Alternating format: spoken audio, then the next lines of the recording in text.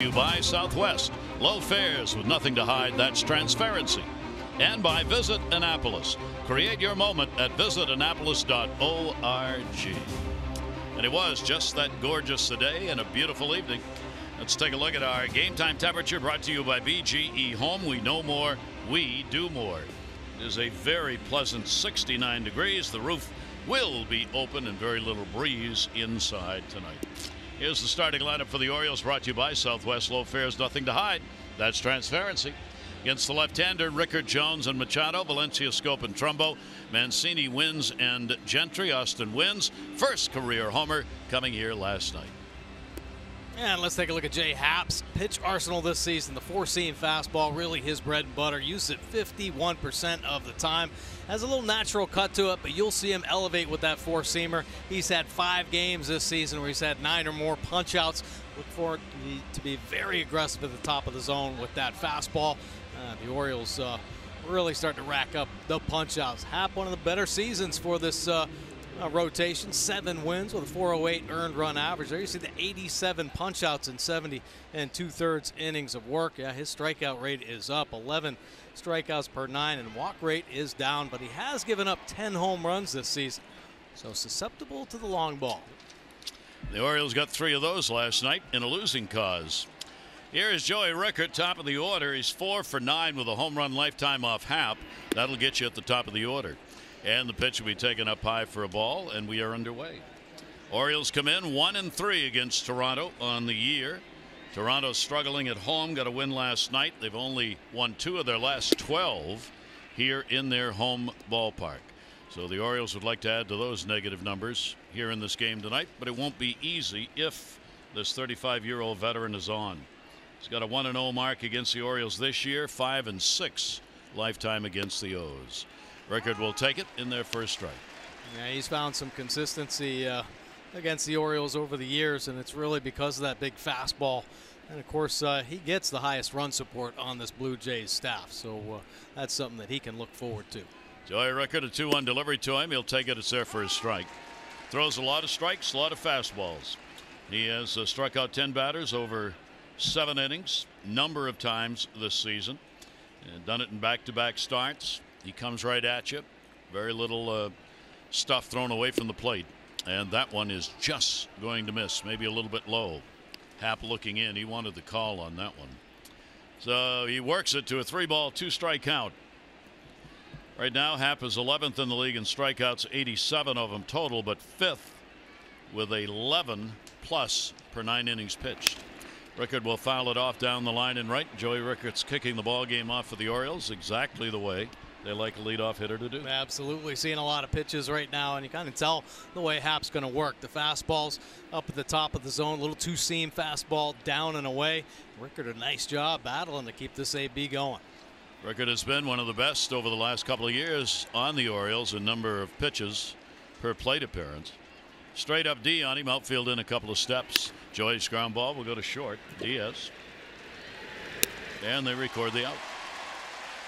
Let's take a look at the defense behind Happ tonight. See Diaz there with a nice ground ball. Hernandez, Pilar, and Grichuk roaming the outfield here at the Rogers Center. Travis is going to join Diaz up the middle. Solarte and Smoke on the corners, and a veteran backstop, Russell Martin, doing the catching tonight. Here's Adam Jones, anchored in that number 2 spot now for the Orioles. Adam had an 0 for 5 in the ball game last night, ending a 3-game hit streak that he had. He's having struggles right now against Toronto. Down to third, that'll be foul. Adam on the year has gone just 1 for 17 against Toronto pitching. That's very un-Adam-like, since he owns a .272 career batting average against the Jays. Yeah, incredible numbers against the Blue Jays throughout his career. Some inconsistencies here to start this season. He has a couple of home runs off Happ in his career, hitting .256 off the left-hander. And you see the numbers this season much better against the lefties, average-wise. Yeah, pretty impressive, that .324 clip. 1-1 delivery on the way to him. Will be up and away. The Orioles have continued to improve their average against left-handers, even though their record against left-handed starters is now 8-13. tied for 25th in the majors in win percentage against lefties. Happ has fallen behind the first two hitters. 2-1 delivery to him, and that'll be foul back and even it up. A good pass on the fastball there. Adam Jones showing a little patience. A couple of fastballs just off that outside corner and taking them like he knows.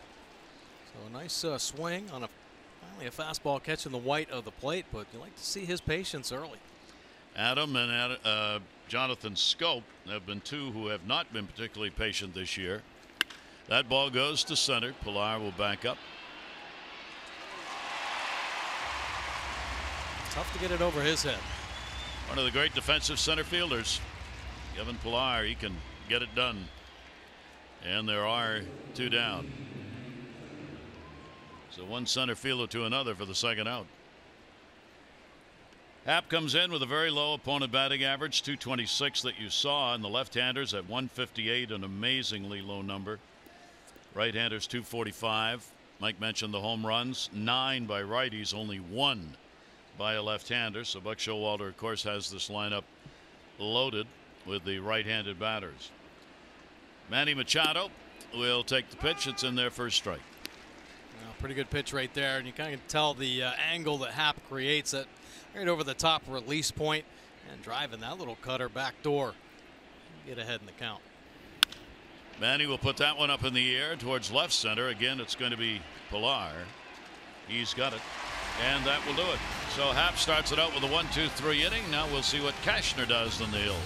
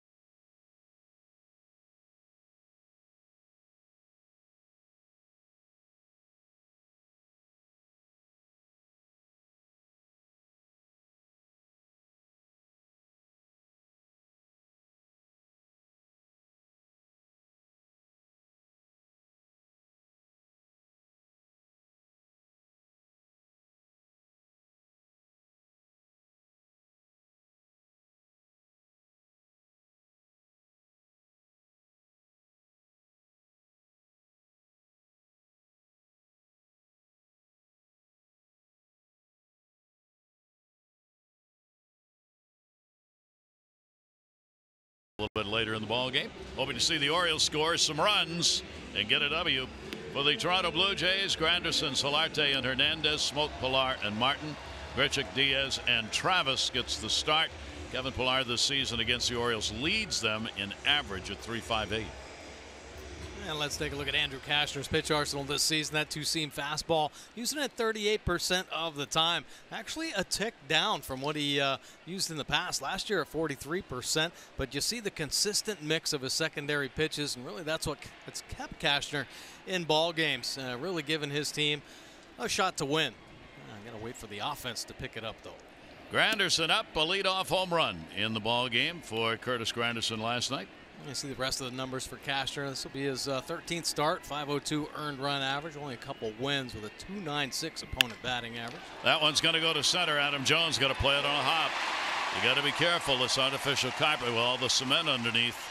That ball takes a big hop, and if you boogie in a little too far, it'll end up going over your head. Yeah, absolutely, especially with the roof open. When that sun starts beating down on this turf, it gets a little bouncy. Adam Jones recognizing that. Take a look at the Oriole defense behind Cashner.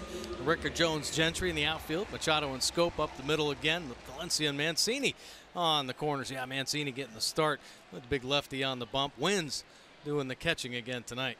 That'll bring Solarte up. Granderson had an 0 for 18 starting the game last night. Hit a home run first time up. Now he's got a base hit here. Cashner against Solarte. Two very good friends. facing one another right here. They've had a chance to catch up here in Toronto. They both played in San Diego the same time, 2014, 15, and 16. So Solarte and Kashner shared a real friendship during the days there, and that has not passed by with the change of teams for both of them. Down to first base, chance. There's one. They got to put a tag on, so you got a rundown going on. And that'll be the double play. Good work, Trey Mancini. Mancini was right there, so he stepped on the bag and had plenty of time to get Granderson in a rundown and get him out of there. Yeah, beautiful play right there by Boom Boom Mancini, just stepping on the base, and a nice, well-executed rundown by the Oriole defense. Granderson out there just kind of stopping in the middle. A good little relay throw back to Mancini. Take a look. The quick step and throw. Manny Machado cutting that distance down, getting Granderson moving. A little flip to Mancini, and then it's just a step and tag. Nice play right there. A double play to start this one out. So that'll take the leadoff man off, and here's Hernandez. He'll go after the first pitch right field. Everybody's in a hurry. Gentry's going to get underneath it, and he will put it away. A 5-pitch inning for Kashner. No runs, 1 hit, no errors, nobody left. No score.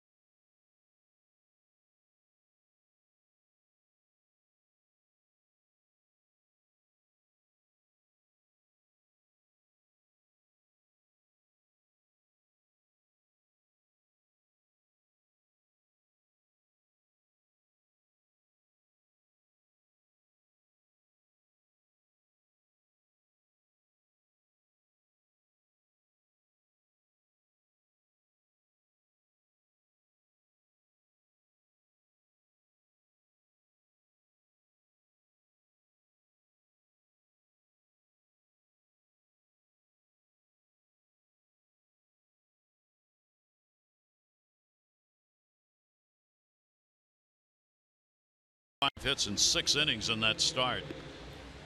Yeah, and he has been dominant. I mean, really the only pitcher that's been doing well in the rotation. You see Happ with the 7 wins. The rest of the rotation only 8, so accounting for almost 50% of the wins in the rotation. But take a look at their run scoring average there. Happ getting the bulk, 6.24 runs per game, and the rest of them only 3.88. Now, granted, the earned run averages are up for the rest. I mean, Stroman has been miserable out there. Sanchez not bad at 4.5. Estrada's up over 5. Garcia up over 5. So a couple guys in the rotation that they had been counting on are really having some inconsistencies, but Happ, the veteran, right there. Yep, very big surprise that the rotation has struggled for them the way it has. Here is Danny Valencia. He's in that cleanup spot, and with good reason. 2 for 4 and a home run, RBI in the ball game last night. He's got a 300 plus, 313 batting average. Jay Happ, left-hander, up high. Valencia's been hitting the ball as hard as anybody has hit the baseball over the last week for the Orioles. So we'll see whether or not that continues in this ball game. He's also had the big numbers against the Toronto team, having played here, of course, previously. 268 hitter in this ballpark, 10 home runs. Kind of stuff Buck Showalter and company look at to see where they want to place guys in the lineup. Oh, yeah, and Valencia just slid into that 4-hole after that home run last night. Buck Showalter knowing he's got success against lefties, and they need some production for sure.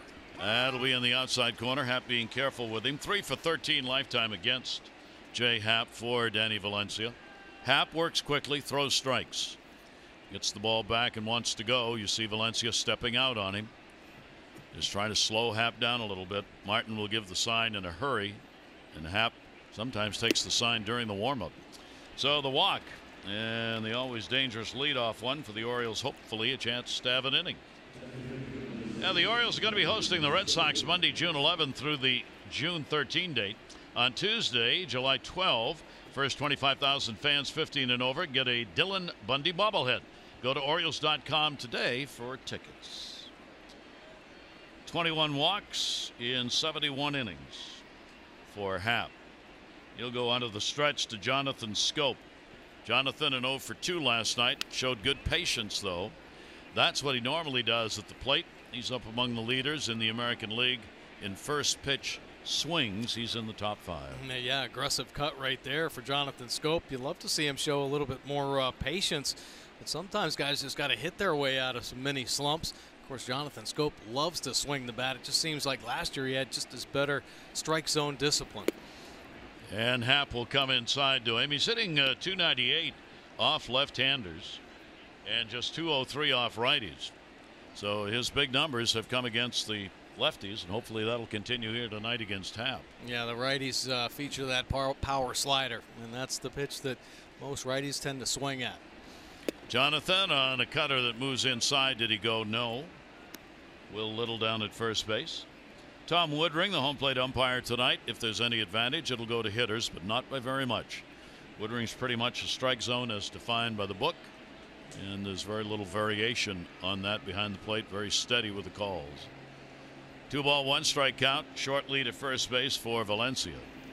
Ground ball will be fought off at 91 miles an hour. Well, we talk about Happ and that power fastball that he likes to ride to the top, and you know he can get his punch outs. He's had 5 punch out games with 9 or more, but he can also induce the double play balls with that little 2-seamer. He'll turn it over down and away like he did right there. He's induced 7 double play balls this season. Take a look over at first. 2-2, and he'll go full. 3 ball 2 strike count. Martin had to find that one as it bounced a little bit away. So Happ goes full. Throwing a few pitches here to the first 4 batters as the Orioles work him deep into the count. Valencia taking a look at Bobby Dickerson at third to see whether or not they want him moving on this. Would not think so. 3-2 the count. Runner not going. Ball in the air. Left center field. Pilar. Busy day in center. He's already had 3 putouts, 5 batters. Our Maryland Lottery contestant of the game, Michael Rajerson. $500 for being selected, 500 more for every Orioles home run hit tonight. You can play Home Run Rich's Scratch Offs, win up to $50,000, or enter non-winning tickets for a chance to be the contestant of the game. Go to mdlottery.com/home run. Akakik. Good luck, Michael. Mark Trumbo. I never heard of Akakik. Have you? Once. Southern Maryland. Southern Maryland, yeah. I was going to say once here in Toronto. I ate there. It's a strike on the outside corner. Very fine French food. And they also had crabs. All right.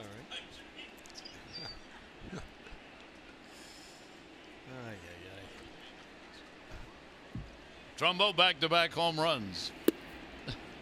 Don't get me started. All right. Mark last night with Danny Valencia launching the long balls.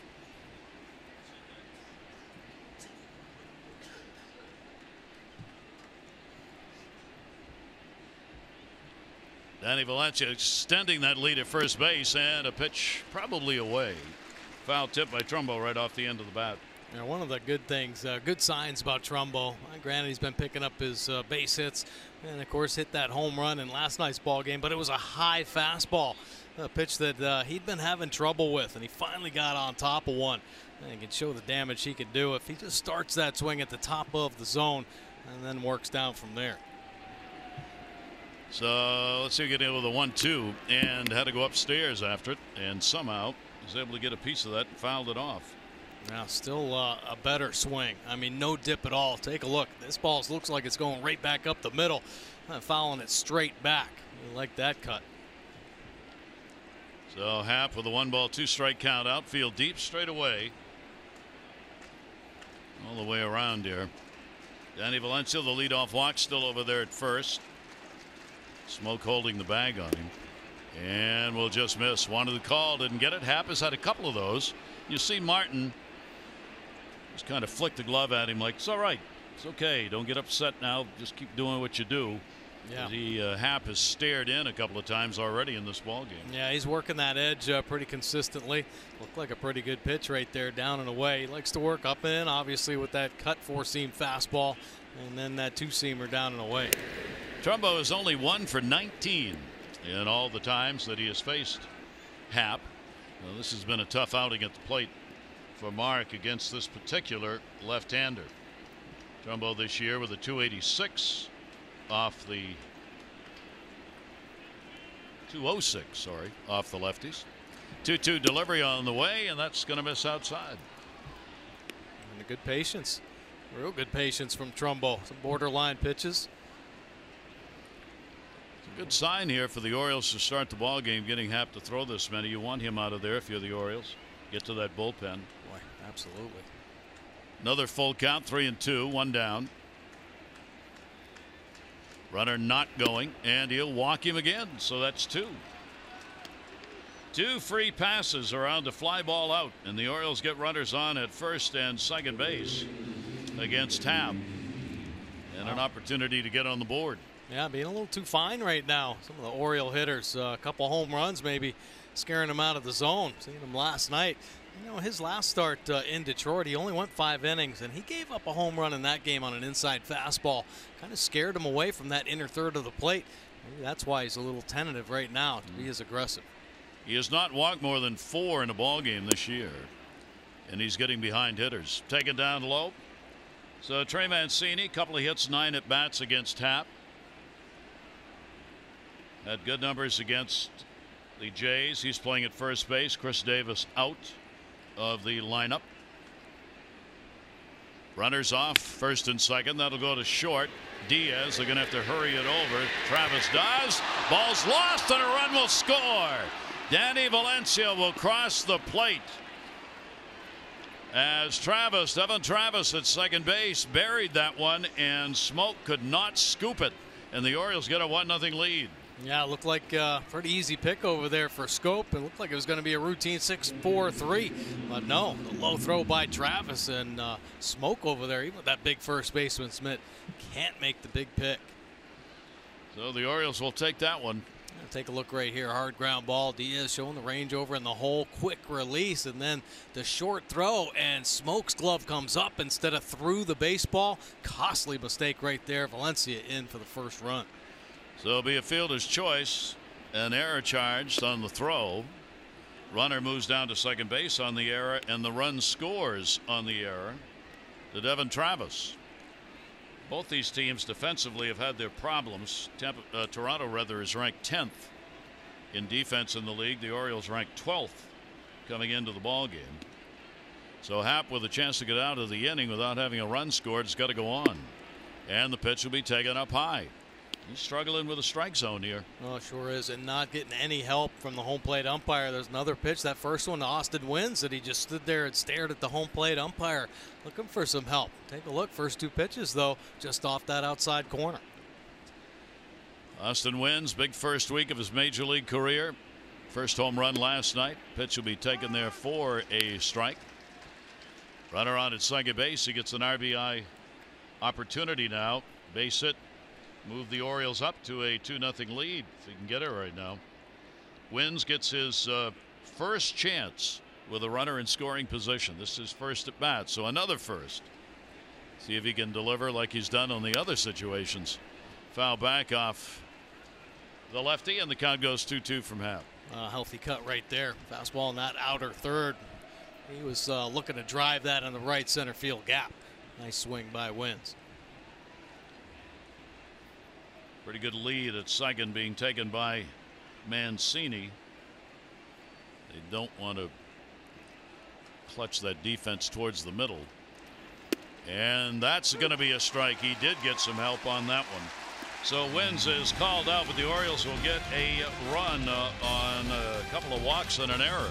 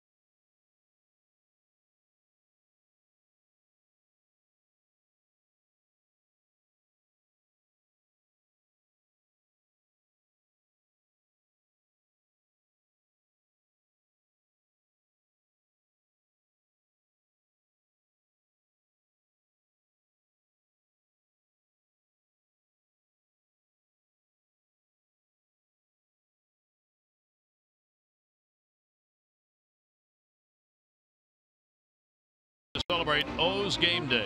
Dunkin' Donuts perk members receive medium hot or iced coffee for just 99 cents. Orioles home game days June through August. Your local Dunkin' Donuts is only a short stop away. That's where that train's going, actually. That is the Steam Whistle Brewing Company area, and they have a little train out there as you see people ride and then go all around outside a little park there. If you have enough of the Steam Whistle Brewery beverage, you fall off. Get a little road rash. Fall off the train.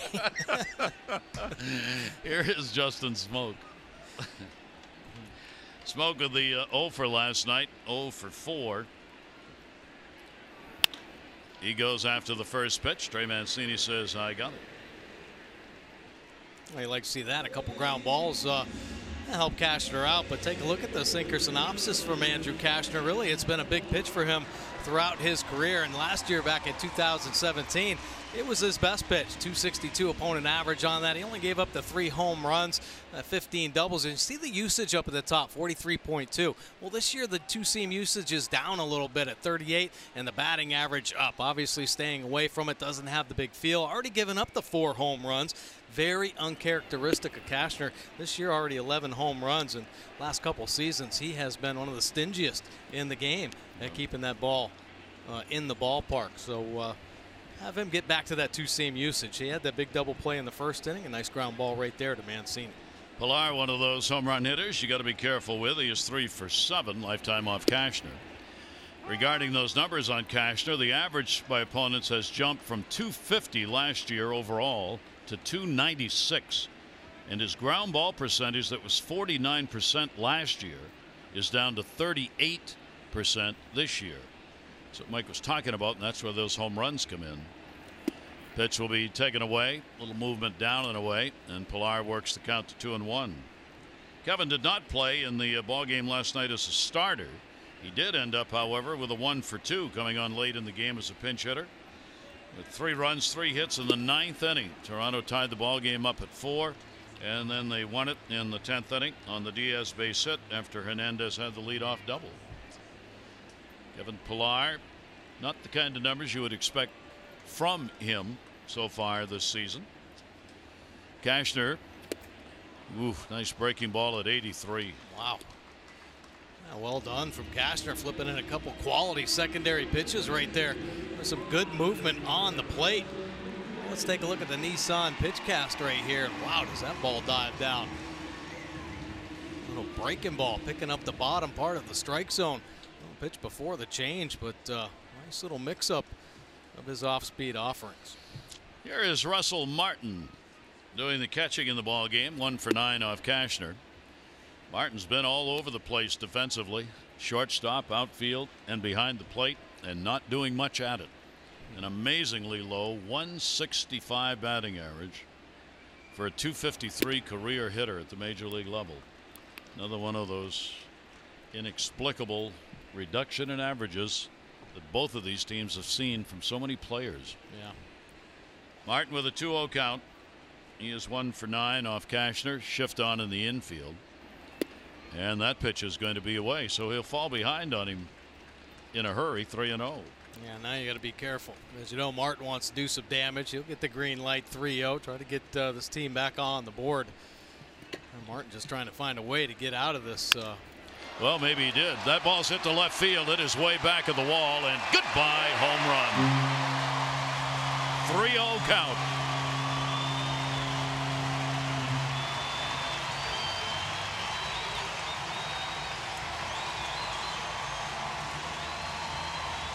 Yeah, well, just when you don't expect it, you know, you see the numbers being down.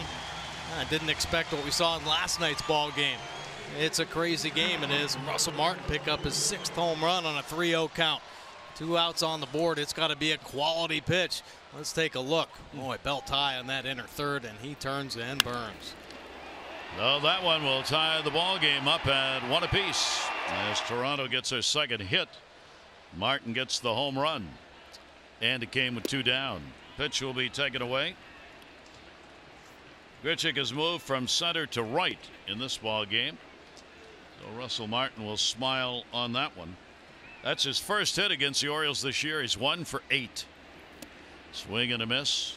Little off speed delivery. Took a little off the fastball. Martin now has 6 career home runs against the Orioles. Another player they were counting on. Put some numbers up. Grichuk has not been able to do it so far. Breaking ball.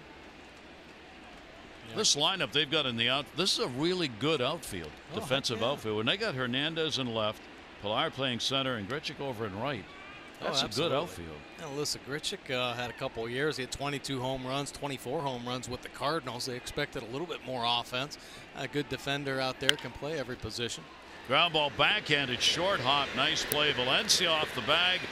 Tag is made. Ball held on to. Good play by Mancini, who saves the error. The home run by Russell Martin. 1-1.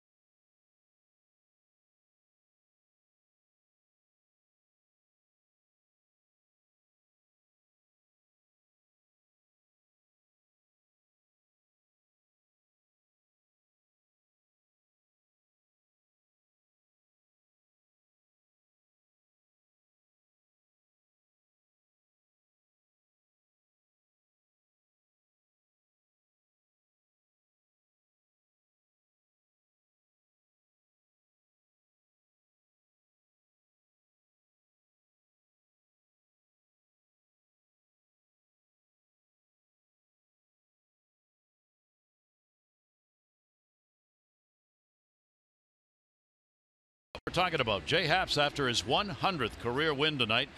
Those are the other pitchers. Now, these are active pitchers who are going after that 100 mark.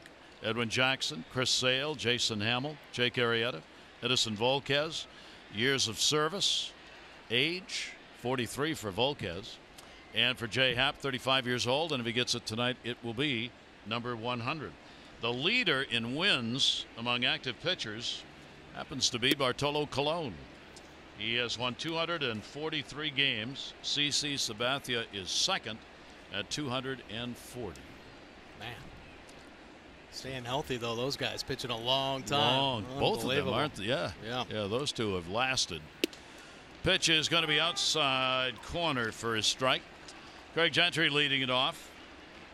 Gentry in the number 9 spot. 0 for 4 in the ball game last night. He is 4 for 16 lifetime off Jay Happ. In the air towards center, not deep. Long run. Pilar giving a chase. Second baseman out. Pilar dropped it. It was going to be a potential collision, and that took his eye off the ball as Devin Travis was right there with him, and they just avoided the collision, and as a result, it falls in. My goodness. There you see Pilar calling it, really not expecting Travis to come out there. Easy play for Pilar, just Travis not knowing where Pilar was. Got to have some communication out there. See the pop-up. Travis not looking back. As an infielder, though, you're going to get scared off the ball, basically. Yeah. So he goes back there waiting to hear something. Maybe Pilar just not loud enough. Well, the Orioles get a break on that, because that was clearly catchable by Pilar. We'll wait on the call here. So Gentry is on at first base. Leadoff man on. Joey Rickard up. Rickard's bunting, trying to push it down to first. Base hit for Gentry on that ball to center field.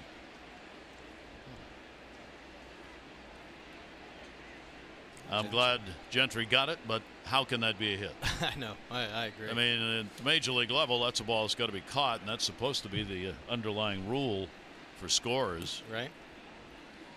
I mean, that's. Yeah, you're going to. Hey, good for Greg. Yeah, exactly. And a throw over. Gentry, of course, can run. And Happ will keep an eye on him. Base stealers are 2 out of 3 against Happ on the season. Whether the Orioles would want to put somebody in motion here, and you got to go into this ball game figuring you're probably not going to get a lot of runs off Happ, and the game's probably going to be close, with both teams still struggling offensively. Pitch will be away, which is where he was looking to put that pitch, seeing whether or not Rickert was going to bunt again.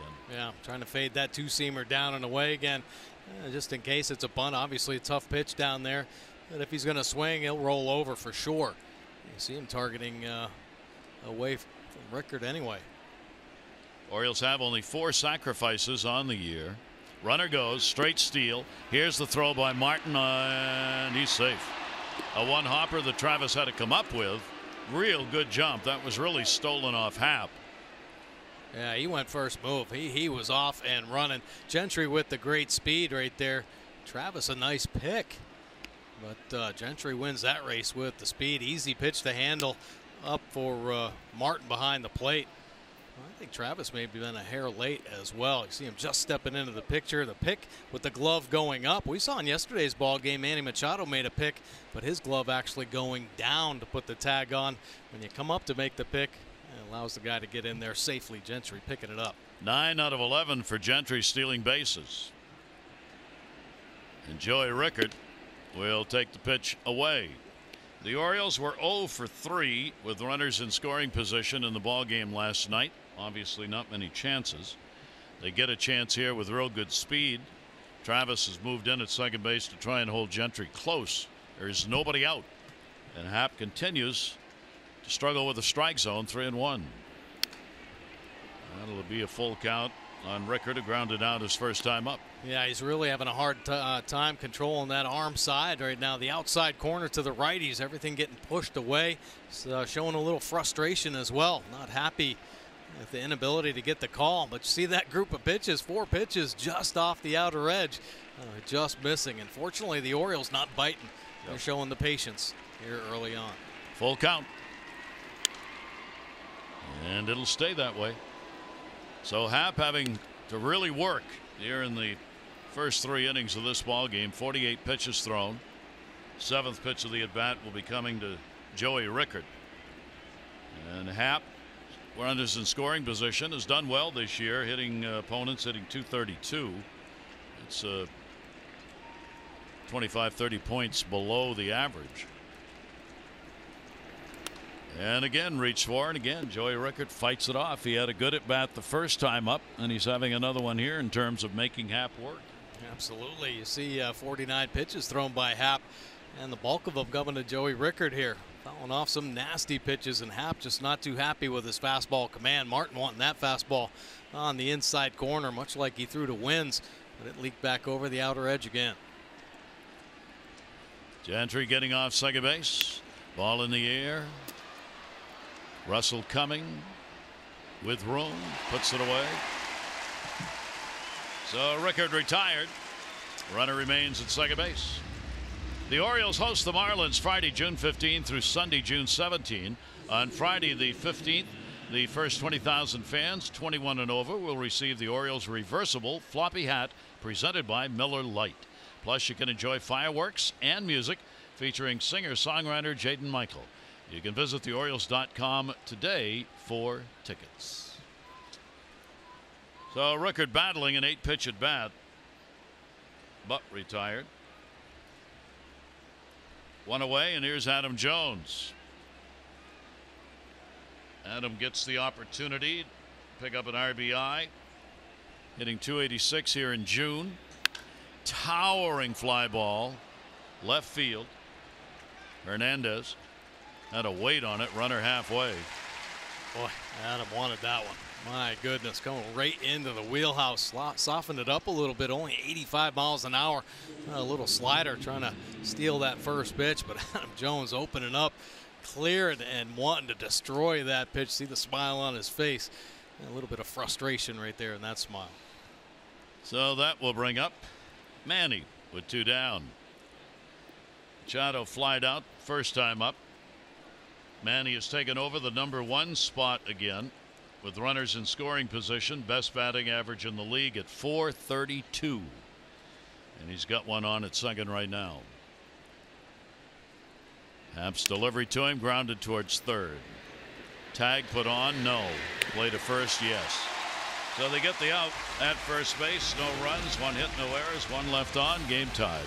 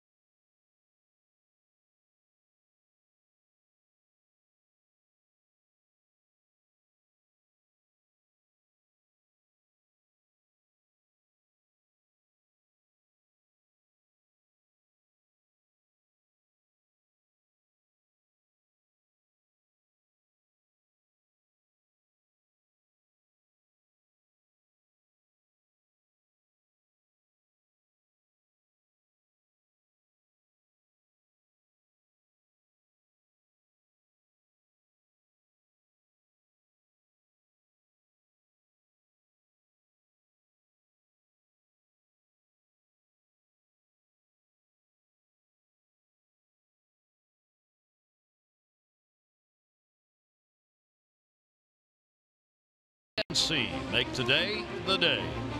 And by Chesapeake Employers Insurance, Maryland's largest writer of workers' compensation insurance. Great to have you with us on this Friday night here in Toronto. Gorgeous day outside.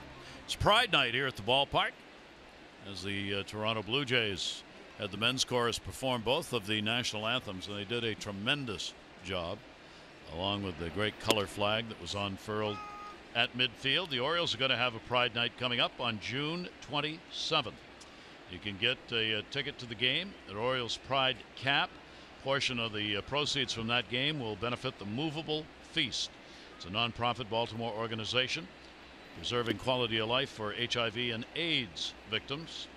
And those ticket packages are available. You can check them out now at Orioles.com. That'll be coming up Pride Night, June 27th. Here is Diaz, Travis, and then top of the order, Granderson. Pitch will be taken for a strike. Diaz is becoming a real pain in the backside to the Orioles. He's gone 4 for 16 with a home run and 2 RBIs this year.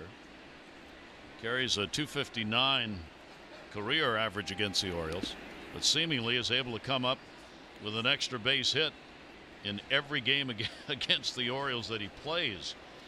He came up with a big hit in the ball game last night, leading off that 10th inning, and would score the winning run. Yeah, really starting to square up more balls this season. Last night, that bullet on the slider off Castro to win the game. He had the RBI single that brought in the leadoff double, and he's got another one. That'll go into left field for a base hit. Joey Rickard will get it back in. Diaz on with a leadoff single here in the bottom of the 3rd inning. Just doesn't seem to have a hole against the Orioles. No, he doesn't. Boy, when he sees a pitch he likes, he gets after it. And nothing but the barrel. 101 miles an hour off the bat there for the single. So Cashner will work with the leadoff man on. Devin Travis coming up. Just a .196. He's looking for his first hit this year against the Orioles, as he has gone 0 for 8. And the pitch inside. The Jays are trying to win consecutive ball games. They've gone 33 ball games without winning 2 in a row. 33. That is the longest for the Jays since 1999. The Jays come in 27 and 35, 15 and a half out of first, looking for back-to-back wins. Runner goes, hit and run, tried to protect him, throw right there, no chance. Not even a slide by Diaz. Hit and run was on. Travis went after a pitch way outside, and Wins gets the out. Well, you kind of expect that, especially here in this series. Travis hitting under 200. John Gibbons saying, hey, put it in motion. Try to open up some holes right there. Nice job by Castro, putting in a tough spot to hit. Diaz, he just jogging down there, hoping the ball's put in play. Nice throw by Wins. So Wins now 2 for 2 and getting base stealers. That ball's going to go into left center for a base hit. So Travis is on with a single. We were talking the other night about that. You say, oh gosh, if they hadn't run, they'd have runners at first and second if you're a Toronto fan. But you can't say that because he might not have seen the same pitch. Might have been a different pitch thrown to him because a runner was on. That's what we were talking about last night, about how to say, well, if A then B. In baseball, it's not that way. No, not at all. Gibbons, most managers won't put a hit and run on. So they think, okay, this is the time he's going to pound the strike zone. He's being aggressive. And Castor's been around the dish. It just so happens that that one pitch is the pitch that took off and sailed out of the zone. So here's the leadoff batter, Curtis Granderson, a base hit. His first time up. He's the designated hitter tonight. Started in right field in the ball game last night. Granderson, as we said, with that leadoff home run, Orioles will change up their defense against him. Leadoff home run last night. They move Valencia over to second base, keep Manny Machado on the left side. And Granderson only 5 home runs this year, but 2 of them against the Orioles. There's a bouncer. Wins able to hang on to that off the chest protector and keep it in front of him. Boy, impressive block right there. Castner spiking the curveball. Look at Wynn sliding over, keeping that right shoulder high as he's on the move over to block it and keeping it in front, really turning that body to the right side. Impressive block right there, keeping Travis at first. So now Manny Machado will move in much closer as Granderson was trying to take advantage of that left side being open with a shift on. One down with the runner at first, 1-1. He does square. He does drop it. Not very far. Wins goes to second on a hop. Great play. Jonathan Scope had to take it on a hop and then find the bag behind it with the runner coming into him and gets the out. Oh, beautiful play right there. Granderson with the bunt, Wins popping out, but spikes the throw. Jonathan Scope, of course, thinking for the double play, but then he's got to readjust and get into the prevent. See him drop the eyes, get right behind the baseball, and actually went behind second base. Keep that foot on there. Nice play by Scope. Big second out right there. Well, interesting defensive inning with everything going on in the infield, and Wins being involved in all of it. So now runner at first base, but there are 2 down. Granderson on the fielder's choice. Solarte hit into a double play, his first time up. Ashner's pitch to him will catch the inside. Boy, middle infielders have really helped out the catchers this year. Wins, nice job bouncing out, but look at Jonathan Scope on the back end. You see him get his eyes right behind the baseball and then push away from it and keep that foot on the base. Incredible play right there by Jonathan Scope. It's all infield near in the 3rd inning. 0-1 delivery on the way and another one to first base. Coming off the bag, Mancini, ball hit right to him. So no runs on a couple of hits, no errors, 1 left on. Defense and pitching, 1-1.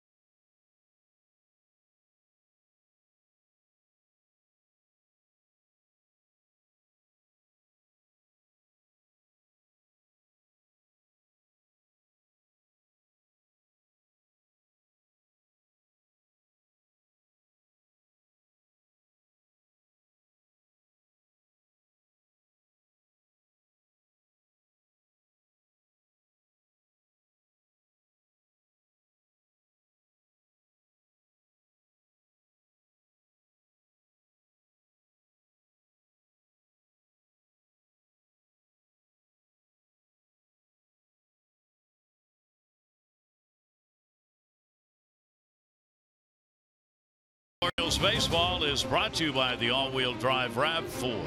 Toyota, what drives you? Visit buyatoyota.com for great deals. Hockey Hall of Fame, Stanley Cup. That's where it resides when it's not on the road with the winning team, as it now will be with the Caps. It's right across from Union Station, the Hall of Fame. You're looking at the Union Station there. And players get to come after they win and go see the cup, which is in an old bank vault. Sits high up on a pedestal.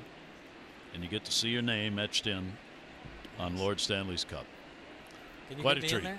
Huh? Can you get me in there? You can go. It's open. Oh, yeah. Cup's not there now, obviously. No. It's in Washington. Or will be. I'm sure it is there now. I'm sure the Caps got a lot of sleep last night. A lot of guys dozing off. Here's Danny. Valencia had a walk and scored in the second inning, an unearned run. He'll go after high heat upstairs from Happ. And the 0-2 count. Happ has walked 2, struck out 1. Cashner, no walks and 1 strikeout. Orioles have a run on a hit. Toronto's had a run on 4 hits. Orioles scored that run in the second inning on 2 walks and an error. They didn't get a hit. That'll be foul back.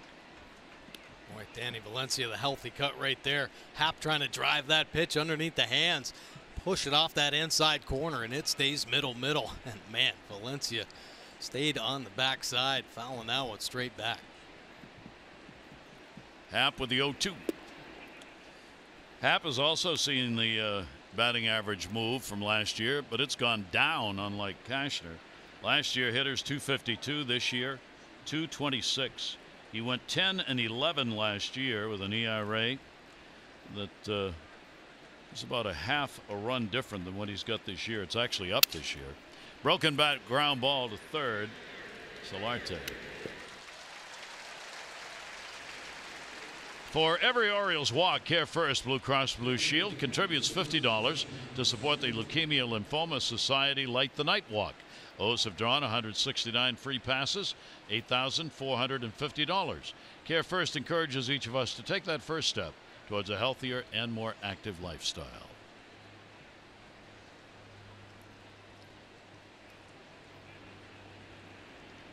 Scope fly to center his first time up. Jonathan will fly to left. Hernandez. Well, Happ starting to work that inner third right now, and the Orioles taking a couple big cuts in there, just missing. Happ getting just enough movement. Keep it off the barrel. Get those pop-ups. Happ settling in, seemingly finding that strike zone a little better than he did through the first 2 innings. Retired the side in order in the third. Here's Mike Trumbo. He too drew a walk in that second inning. Got taken out on a fielder's choice play. Designated hitter for the Orioles. And a 1-strike count on him.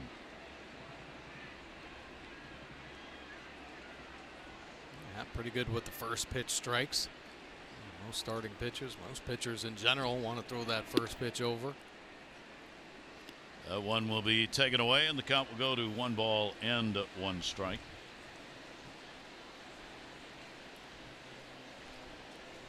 Orioles trying to battle back after that disappointing extra inning loss last night. The Orioles now in extra inning ball games have gone 3-2. 1-run games 5-9 for Buck Showalter's ball club. For John Gibbons and company, they are 6-1 in extra inning games. They've already won 1 more extra inning game than they won all of last year. Last year they were 5-14 in extra inning games. And the Jays are 6-7 in 1-run ball games this year. 1 ball, 2-strike count on Trumbo. Outfield shaded a bit to right. Pitch will miss outside. It's Gibby's birthday, so we got to say happy birthday to the manager of the Jays. He assured me he is 29 years old today. I told him whoever you went to for the cosmetic surgery, it didn't work. Get your money back. If you're 29, get your money back.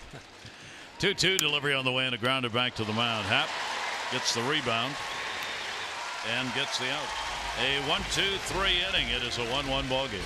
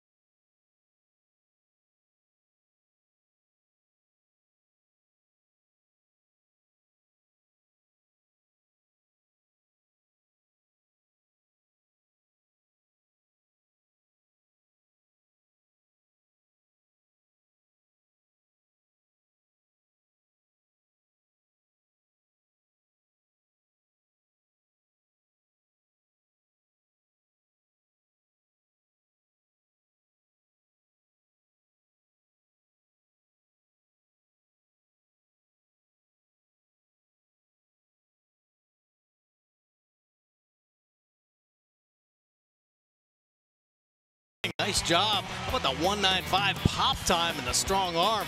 And his second cut stealing of the year. Beautiful block right there to keep the runner at first base. And like a cat out of the box, Jonathan Scope helping him at the back end. But man, oh man, some tough defensive plays for Austin Wentz. Been a nice little road trip though. First major league hit, first major league home run in last night's ball game. Geico, 15 minutes could save you 15% or more on car insurance. Visit geico.com to see how much you could save. And a fastball from Cashner to start it out here in the bottom half of the fourth inning. Hernandez fly out his first time up, 2 for 5 in the first 2 games.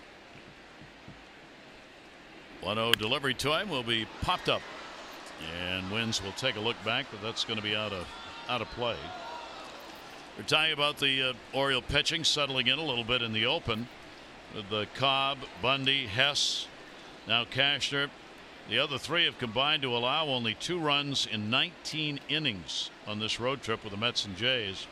And over the last 8 games, Orioles 7 quality starts, and the ERA is 3.10 over the last 7 ball games for the Orioles. Here in the month of June, the Orioles have the 4th best ERA in the American League. Yeah, very nice. You know, and it's nice to know that these arms are going to be here. For this team. I mean, signing Cashner and Cobb I think was huge, and then having Bundy and Gausman stepping up. Nice to see Hess settling in and giving some quality starts as well. The Angels in the first week of June lead the American League in ERA, 1.96 for the Angels. 2-ball, 2-strike delivery on the way, and he went around. Home plate umpire will make the call on that one, Tom Woodring. And a strikeout. Boy, sharp breaking ball tonight from Cashner. The way he's moving his secondary pitches around, that's got some serious finish on it. Hernandez, he sees it, but boy, the finish gets him. Can't hold up on the swing. That will be strikeout number 2 for Cashner. Justin Smoke grounded out his first time up. Ball game tied at 1-1, bottom half of the 4th inning. Orioles have only 1 hit and a strike on the outside corner. The home run ball has been a problem for Cashner. Russell Martin got the home run in the 2nd inning to tie the ball game up. 12 home runs. He's had at least 1 surrendered in 9 of the 13 starts. Towering fly ball headed down the line towards the seats. Out of play, foul. Just foul. Cashner, of course, great numbers against the Jays in his 3 starts, a 1.80. But take a look against the American League East. By far, best numbers in the division, 2.81. And a big reason, actually, why he was targeted by the Orioles to come over here and pitch in the American League East. 6 wins in his 15 starts, an incredible earned run average right there. Yeah, pretty good numbers across the board, though, for Cashner. Real good. Now, if they just get him some runs, 2.58 run support. That's the average for him. It's the lowest in the majors. 0-2 delivery on the way, and that one is going to be a bouncer over the top with it. So the count will go to 1 ball and 2 strikes. Cashner now 31 years old, 38-71 major league record. Halfway through the starts he's going to get on the year. Can you believe that? All these pitchers now have made all their starts. This is number 13. With the days off they get, you no longer usually get up to that 32, 34 starts a year. 1 ball, 2 strike count, big shift on. Goes the other way and foul. Boy, good fastball there, 96 miles an hour. Cashner's 4-seam fastball velocity all year long has been pretty impressive. 94 to 96. At times he's popped 97. Take a look at the Nissan pitchcast though. How about painting the edges there? That one fastball ended up just foul down the right field line. And he just painting the outer edge.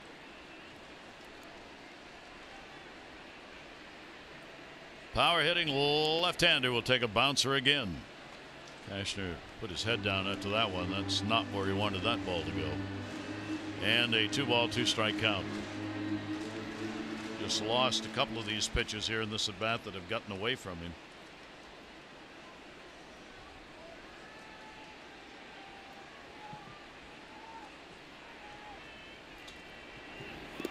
And that one's going to miss down low. So he's trying to keep that ball out of that power swing area that he's got, but a little bit too low on 3 of these, and the count goes full. Well, really finishing that breaking ball. You see the 3rd pitch, the 5th, and the 6th all spiked right there on the plate. He wants to keep the breaking ball on the dish, make it more enticing, but it's just bouncing a little too far out front. So Smoke having a long at bat as he fouls off another one. He's 0 for 5 in the 2 games so far, with Pilar waiting on deck. Donaldson, of course, was supposed to be back in the lineup and off the DL. He was eligible today, and they thought yesterday he would be back. He obviously is not. He is not in the lineup. He has not been activated. He's still on the DL, and the problem is in running. He's been out fielding last couple of days, and that was fine. But when he gets into the running mode, it's not. So they say it could be another 4 or 5 days. Wow. Before Donaldson is able to get back. It's right now, it's just kind of day to day. 3 ball, 2 strike count. Pitch number 9 in this at bat. It's going to be coming up. A long one. Donaldson, by the way, a left calf problem that's bothered him.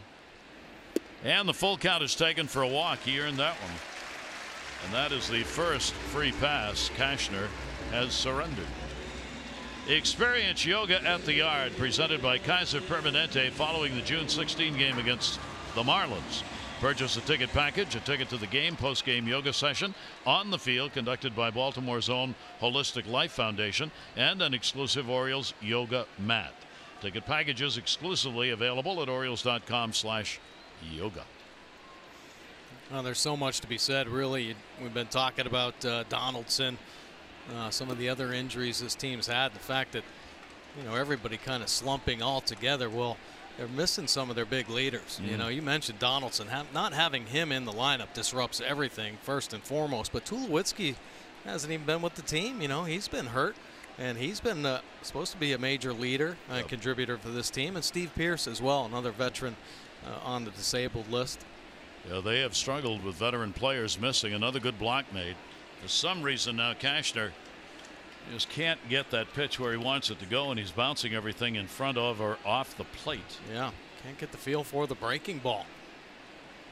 So a runner on at first with 1 down and a quick 2-0 count on Pilar. Kevin Pilar was a strikeout victim his first time to the plate. Pilar's been tough on the Orioles. 6 career homers, 25 RBIs, the most he's had against any team. Ground ball will go to third. Valencia had to wait on it. Scope's got plenty of time, and not enough to get the double play. That ball just not hit hard enough. They'll get the force out on Hernandez. Yeah, it would have been a little bit risky for Valencia to actually come up and get the hop, but that might have been the only way.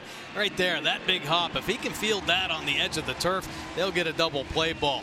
Relying on Jonathan Scope to clean that one up, just taking too much time. Waits for that second hop, gets it to Scope, and there you see Jonathan, vein in his neck, trying to throw that one as hard as he can, but Pilar with the good speed. So a runner at first with 2 down. Pilar on. Russell Martin, the home run hitter, is 6th. Came in the 2nd inning with 2 down. Pitch will be taken away. Pilar with his first hit against the Orioles on Martin with his first hit against the Orioles on the year. Takes a lot of pitches. Got the 2nd lowest swing percentage in the American League. Swings at only 35% of the pitches that he sees. That's going to be outside. Runner started, comes back. Smoke thought that ball might have gotten away. Wins had it. He saw it. Came back to first base. Yeah, smothered that one. Another spike breaking ball right there. Still having a hard time. And so as an offense, you recognize that. You can just file the breaking ball and sit dead red. Pilar waiting at first base, not going to steal a base. Mancini holding against him. Martin with a 2-0. That's right there for a strike.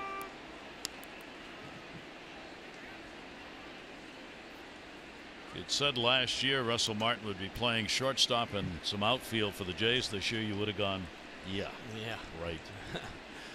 He has. 2-1. Part of that just because of the injuries. They had to move him around. Ooh, almost got away. Mancini having to go on the back side of the runner. Pilar to hold that one into the glove. Yeah, every organization, and we talk about this every spring training. You see all the free agents brought in, and we talk about Duquette and Showalter building the depth in the system. Well, every organization gets tested. Slow roller. Jonathan Scope makes the throw and will record the out. No runs, no hits, no errors. 1 left on base. Pitchers in charge.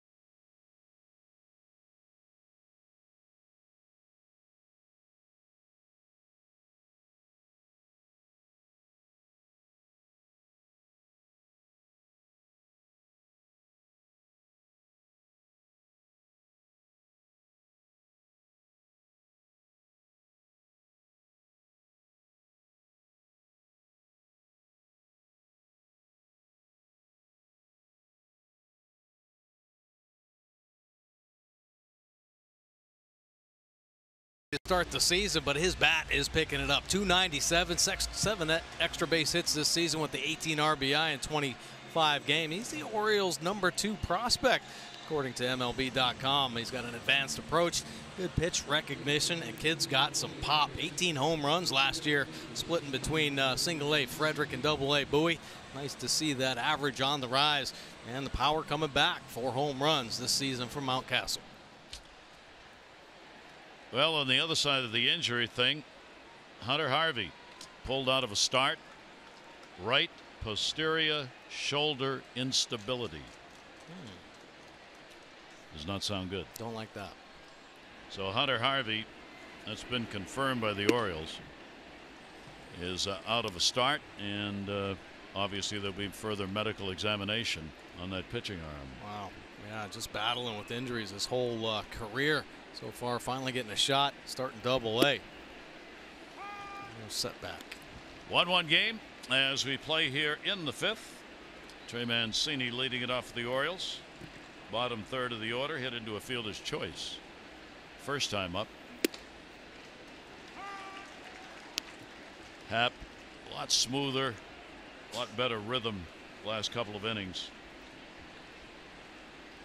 And 1 ball, 2 strikes. Seems like he's moved his sights back to that inner third, kind of straightening out his fastball a little bit early on in the game. Just staying away. Didn't have that command. Had the arm side fastball. Jacked his pitch count up. The Orioles plenty patient enough, working the pitches, even a couple base on balls. He's retired 7 in a row now. That'll be strikeout number 2 for Happ. So now showing pitches on the inner third and then quickening guys up, and then he goes with the fish away. That little change up, it works off the plate.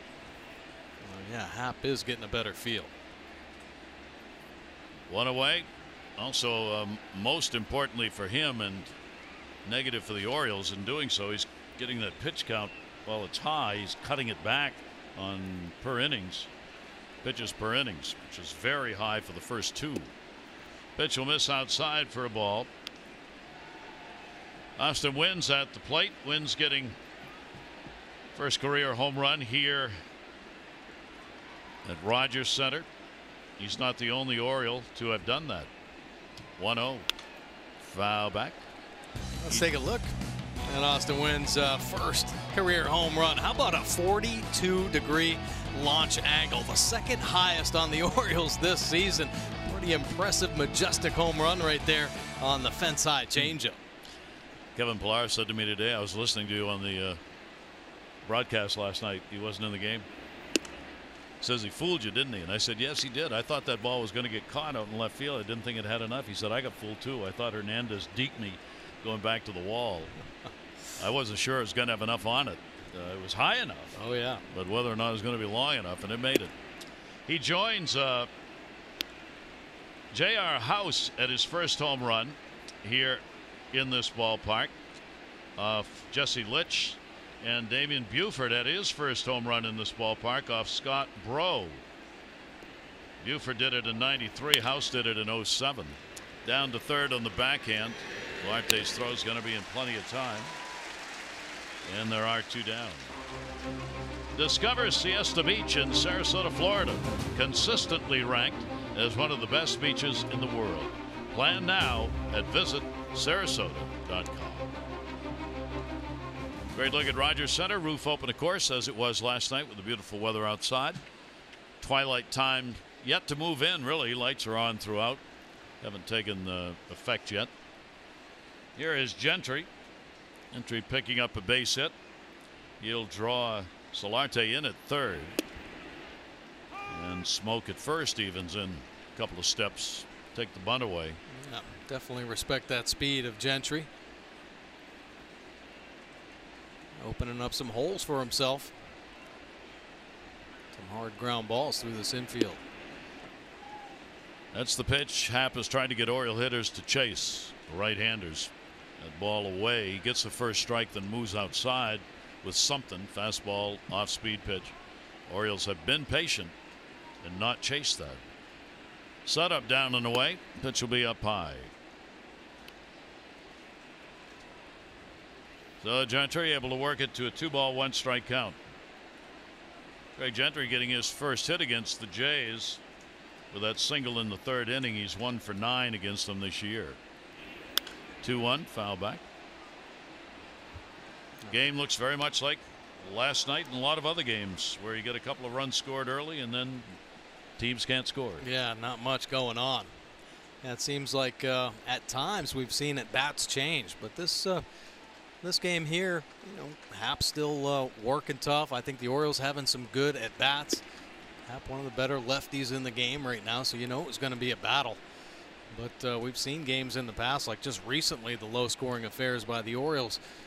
I just think the at-bats get inconsistent. You know, there are times where they swing at the first pitch. They just seems like no understanding of the scoreboard, what's happening in the game, and you just shake your head. What's going on? It isn't just the Orioles either. That one's a fair ball down the line. Solarte dove, couldn't get it. On his way to second base goes Gentry. Hernandez will get it. Big turn at second. Gentry doesn't miss much out there. He's a smart ball player. He saw Hernandez was still trying to get the ball in left field, so he's going to make him throw. He comes around hard at second. Absolutely. Turning and burning right there, smoking it by Solarte. And you got the speed on the bases, so you know Gentry's going to be flying out of the box. And Gentry, he's thinking 3 when it gets huddled up in that corner there. And wisely staying at second base. I mean, that's a manager's dream. You get 2 outs, and you want that hitter to hit a double. And Gentry does it. So the Orioles get a chance to get the lead. 2 down.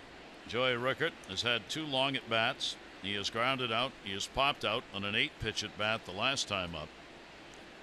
So he will try and bring in a run here. And good speed at second. Happ with a long hold. And the pitch will be taken down low, and you'll get Happ. Ever since the first inning, that time Happ put both hands out like, where is it? Why isn't it a strike? Russell turns around and talks to Tom Woodring, the home plate umpire, after that last pitch. 2-0.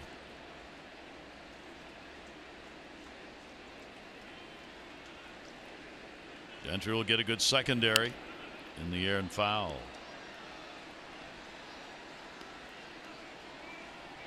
So Joey Rickert looking for the RBI. Takes it to 2-1.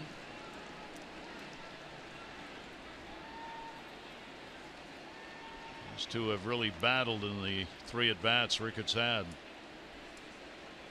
Joey's hitting .200 with runners in scoring position so far. You see Gentry edging off. Travis backs off, and the pitch again.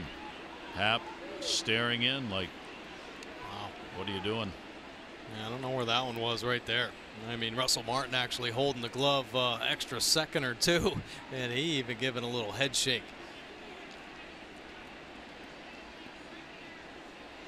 So the count goes 3-1. Rickert may get something to hit right here. Runner off second. He did. But it's going to be playable in right. Richie goes there and puts it away. Happ leaves, finding a way to get out. Castro's going to do the same.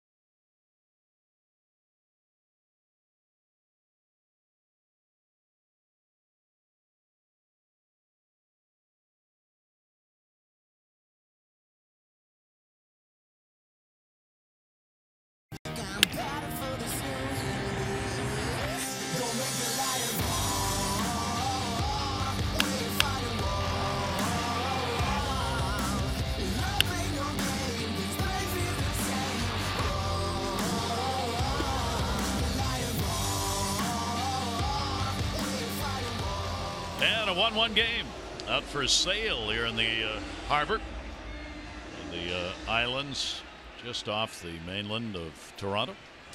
Cashner has a walk and a couple of strikeouts. Bottom third of the order, bottom of the fifth inning. Grichuk will lead it off, grounded out his first time up. And the off-speed delivery is way out in front of him. He had his first 3-hit ball game as a Blue Jay in the game last night, 3 for 4.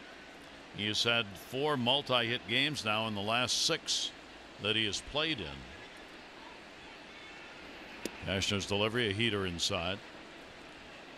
I like the fact that Cashner starting off with that breaking ball. Had some problems commanding that pitch. You do not want to get into the middle part of this ball game second, third time through this lineup without a breaking ball. 1-1 delivery in the air to left field. That one's going back towards the wall. It's deep and goodbye home run. Grichuk has had 2 hits lifetime off Cashner, and they both are home runs. And a 2-1 Toronto lead. Wow. It didn't kill it. 93 miles an hour off the bat, but just enough distance. 354. A little paint scraper down that left field line. Take a look. Little two-seam fastball riding hard up and in. Grichuk with the gator arm finding the barrel and just getting it over that left field wall. Couple home runs in this ball game in the scoring for the Blue Jays. Grichuk gets his first against the Orioles and a 2-1 lead. Cashner has now surrendered. Home runs in these games that are costly. Russell Martin the first one. Grichuk here. 13 home runs on the season against him.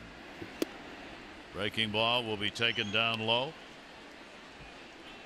And a 2-0 count. 2 runs, 5 hits for the Jays. Diaz, one of those hits, a single, leading off the third inning. Diaz, did he go? Check it first. Nope. Will Little, first base umpire, on the call. So 2-5-0, 2-5-1 Toronto, and 1-2-0 for the Orioles. It's a tight ball game. Homers again mattering as it did last night.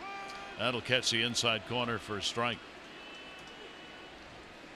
Now that's a good fastball right there. That's the fastball he wanted to throw to Grichuk. It just stayed up.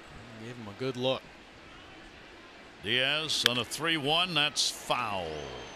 Just missed. Boy, everything he's hitting is down that left field line. And he's hitting them hard. 3 hits already in the first 2 games of the series. Diaz now 5 for 17 this year against the Orioles. Home run, 2 RBIs. Cashner works the full count. And he's got another one. That's going to go to the corner.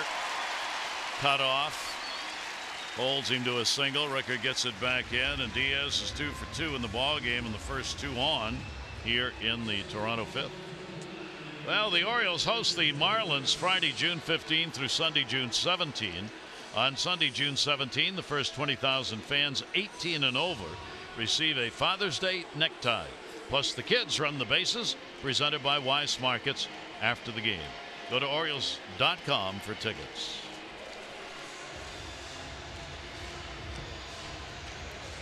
So Cashner in a little trouble here in the 5th inning.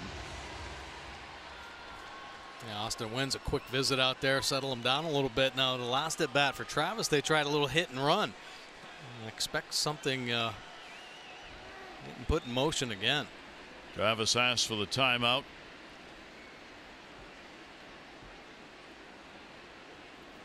Long look over by Diaz to third. Louis Rivera with the signs, third base coach. See if he's bunting here. Nope. Takes the pitch for a strike.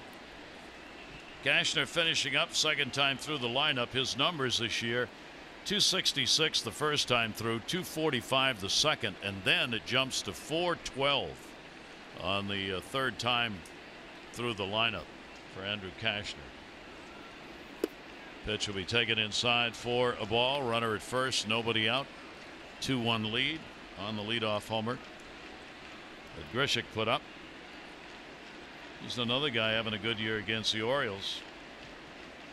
Grichuk now has picked up 3 RBIs against the O's in the couple of games that he has played against the Orioles.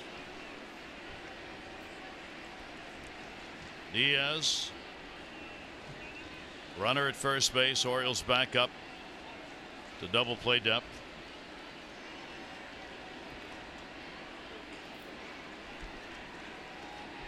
Runner not going. Pitch will miss away. Cashner's working on 6 days rest, and that's not been good. It's his 4th start on 6 days rest. He's 0-3, ERA of 5.5, and opponents have hit .281 against him on those starts on that many days rest. He's pitched well here. I mean, it's just a 2-1 ball game. 2-1 pitch on the way. Had him way out in front of it. Nice breaking ball there, working to that outer third. A couple good pitches here to Travis. I'd love for him to one of those 2-seam fastballs on the ground. The Orioles defense a chance to turn a double play. And a nice job getting the ground outs in this ball game. Runner stays 2-2 towards center.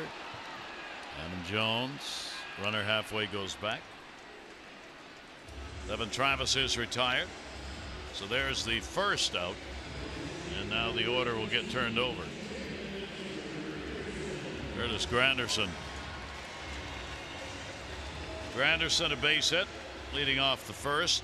He's hit into a fielder's choice. Russell Martin and Grishik has had the home runs. For the 2 runs on the board, the Orioles have an unearned run in the 2nd inning. Scored on a Devin Travis error on the throw, trying to turn 2. 1 down. Check. Did he go? Yes. Austin Wynns wanted the umpire to go to first base. Forgetting it was a left-hander. You watch him, that was funny. He points down to first. The umpire goes, no, we're going to third. And Lance Barksdale said, yep, he went around. 0-1. Nice stop made on a pitch way inside and low. Still having a hard time commanding that big breaking ball. And take a look here. Gets up to the apex, and then, boy, does it bite down hard. Almost catches a piece of Granderson. Longtime Yankee, a lot of games played against the Orioles. That's why he's the leader on the Blue Jays in home runs and RBIs against the O's on this team. Runner off first and the 1-1 down low. 26 home runs against the Orioles. That's tied for the most he's had against any team. He's had 25 against Minnesota, and he has collected hits in each of the last 12 games he's played in against the Orioles.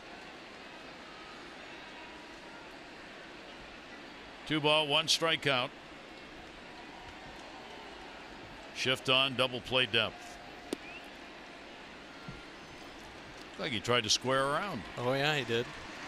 Absolutely. Orioles shifting over. He did it his last at bat as well. There's an opportunity there. Veteran player trying to take advantage. Orioles do not adjust on a 3-1. Anderson, a pretty good cut on that one, fouls it back. So another full count. Solarte waiting on deck.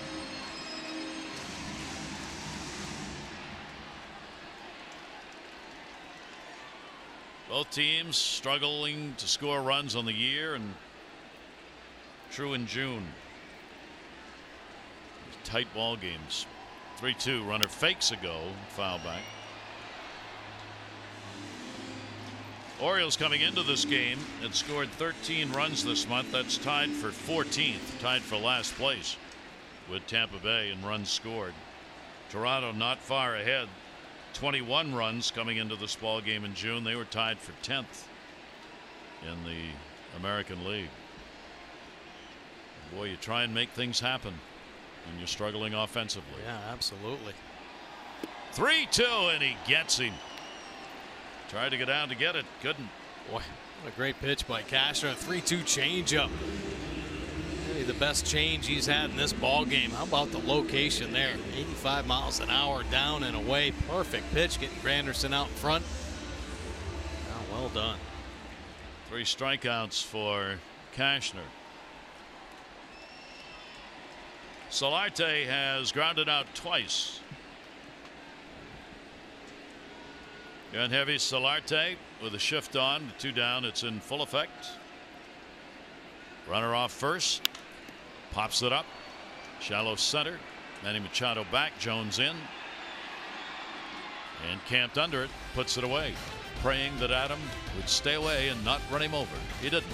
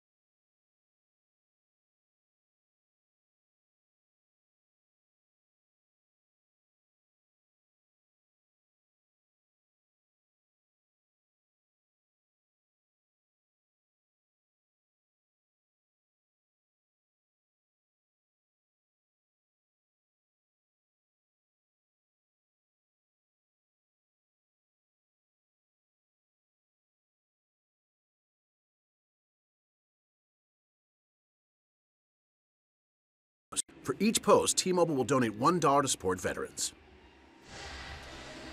CN Tower just outside the ballpark here at Rogers Center.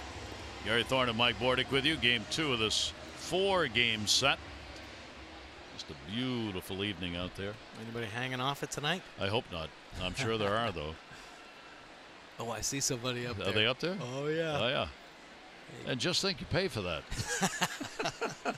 Not me. No, not me either. There are the lines pitching efficiently, except for a couple of innings for each. And is in there for a strike to Adam Jones. Kevin Gausman against Aaron Sanchez tomorrow, day game, 12:30 for O's Extra, and then 1 o'clock Masson 2 for the ball game, Gausman and Sanchez. There's the bouncer that'll get away.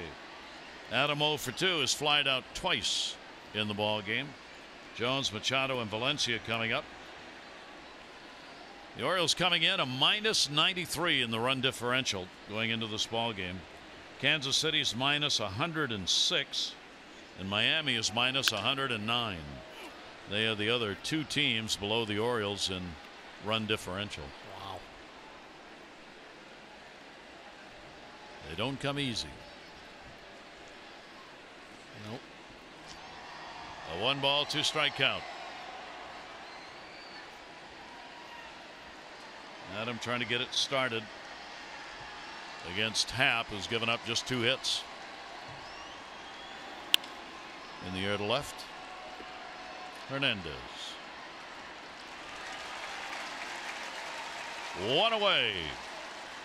Oriole fans, when the O's score 5 runs or more, get 50% off regular menu price online orders at papajohns.com. Promo code Orioles5. Better ingredients, better pizza. Papa John's.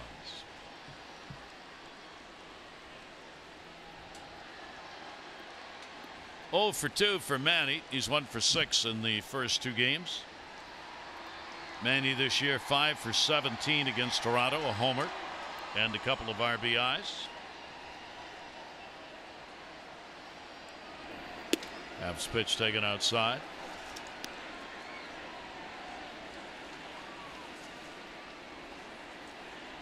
7th in average, 4th in home runs, 2nd RBIs, 4th in hits. Manny among the American League leaders. That'll be to right. Long run, diving, outstanding catch. Grishik goes over into foul territory, lays out and gets it.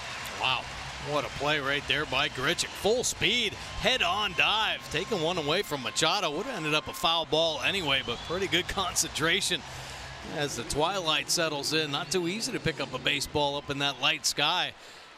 Grishik making it look pretty darn easy. We were talking about defensively, this outfield with these three in it, Hernandez, Villar, and Grishik, are really good. John Gibbons was saying before the game today, he said, I can't find much difference between Pilar and Grishik. That's a big statement because Pilar is one of the best defensive center fielders in the game. And the pitch will be taken up for a ball. 2 down, Valencia walk, run scored, and he is grounded out. Kind of plays that really help a pitcher. Reduces an at bat. 1-0 chopper, foul. Yeah, you get that kind of speed in outfield, and they just they get so many extra outs out there. Man, oh man, that guy Pilar, he's been doing it for a number of years now. Hernandez in left field can cover some ground. He's got a strong arm. Broken bat, one hopper, backhanded by Solarte. So some good defense behind Happ, and a 1-2-3 inning, 2-1 Toronto.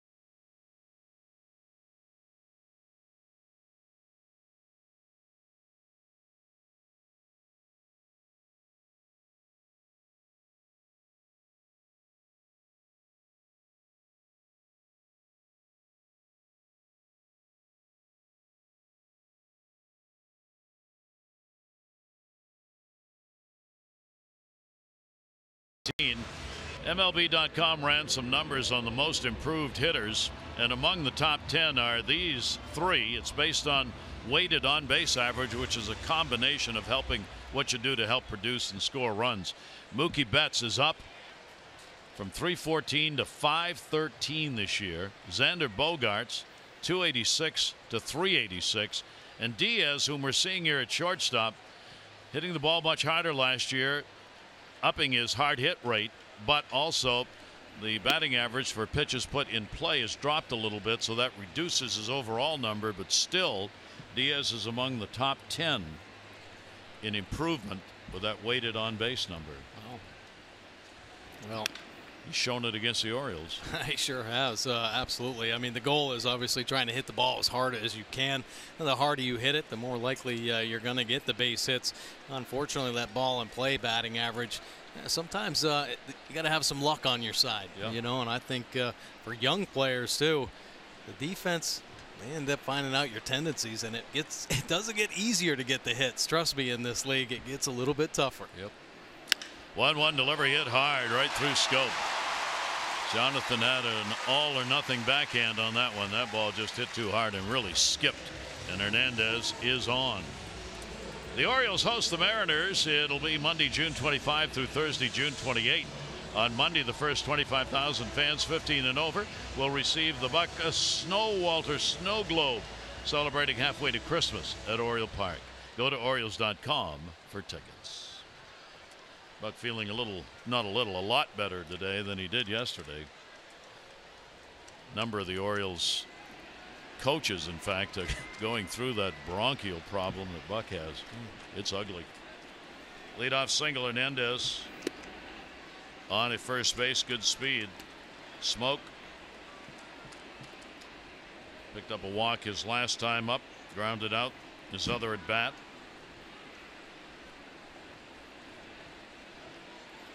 Four out of 6 innings, leadoff man has been on base. It's been a problem for Cashner this year. He's retired only 57% of leadoff batters. So when you're working with the first guy on, that's tough. Yeah, that's a low number.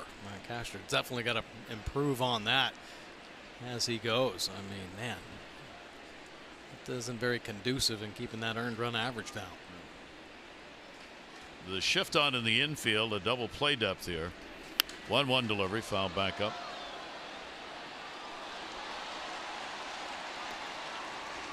Dustin Smoke over the years.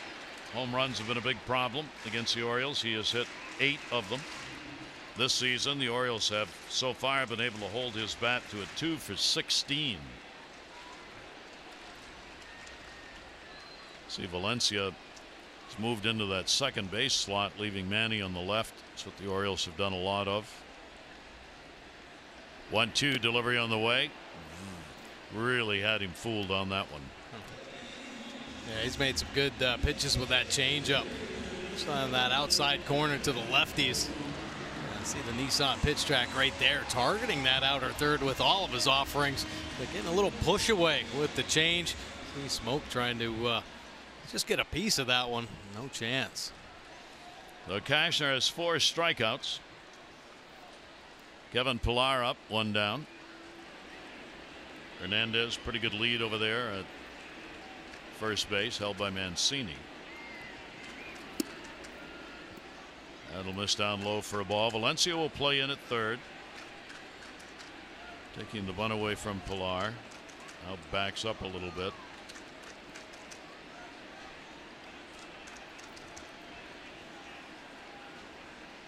(1-0) throw over. Whether he intends to or not, Hernandez is acting as though he's trying to get a read and a go over there at first base. He's increased his lead by about a half a step. Yeah, I'm glad Cashner showed him that move. Just let him know you're thinking about him. He's a crucial part of the ball game. You don't want him standing on second base. He's 3 for 6 stealing, and now concern. John Russell makes the suggestion to the catcher about throwing over, holding longer, stepping off. That's relayed to the pitcher, and then it's up to the pitcher to decide, do I want to really do that or not? Usually they do. Hasn't cut that lead down though. 1-0. Runner not going, and the pitch taken for a strike at the knees. I have seen some pitchers though that they hate throwing the bases, and if they see the horns or whatever sign goes down to pick off, they'll just step off. They don't even want to throw. They'll have a quick step off and then go back and get the sign. But even a step offs, those work just as good as pickoffs sometimes. Yeah. Pillar's going to get a base hit into left field, maybe. Yes. Broken bat, dying quail over the head of Manny Machado. So Pillar's on with a single, and it moves Hernandez down to second base. Boy, nice effort right there by Manny Machado. Real good read. Let's take a look at him at shortstop. Nice job on the pre-pitch, and almost takes one away right there. The dying quail just out of the reach of Machado. Like that effort there. One more step. Might have been able to come down with it. But Pillar with a base hit puts runners on at first and second and 1 down. And Russell Martin, who delivered the home run, his 6th in the second inning, will stand in. A chance to add to their lead. That's 8 hits now on the board for the Jays. Turns him away. Pitch will be inside. Orioles have gone 0 for 6 with runners in scoring position and have left 3.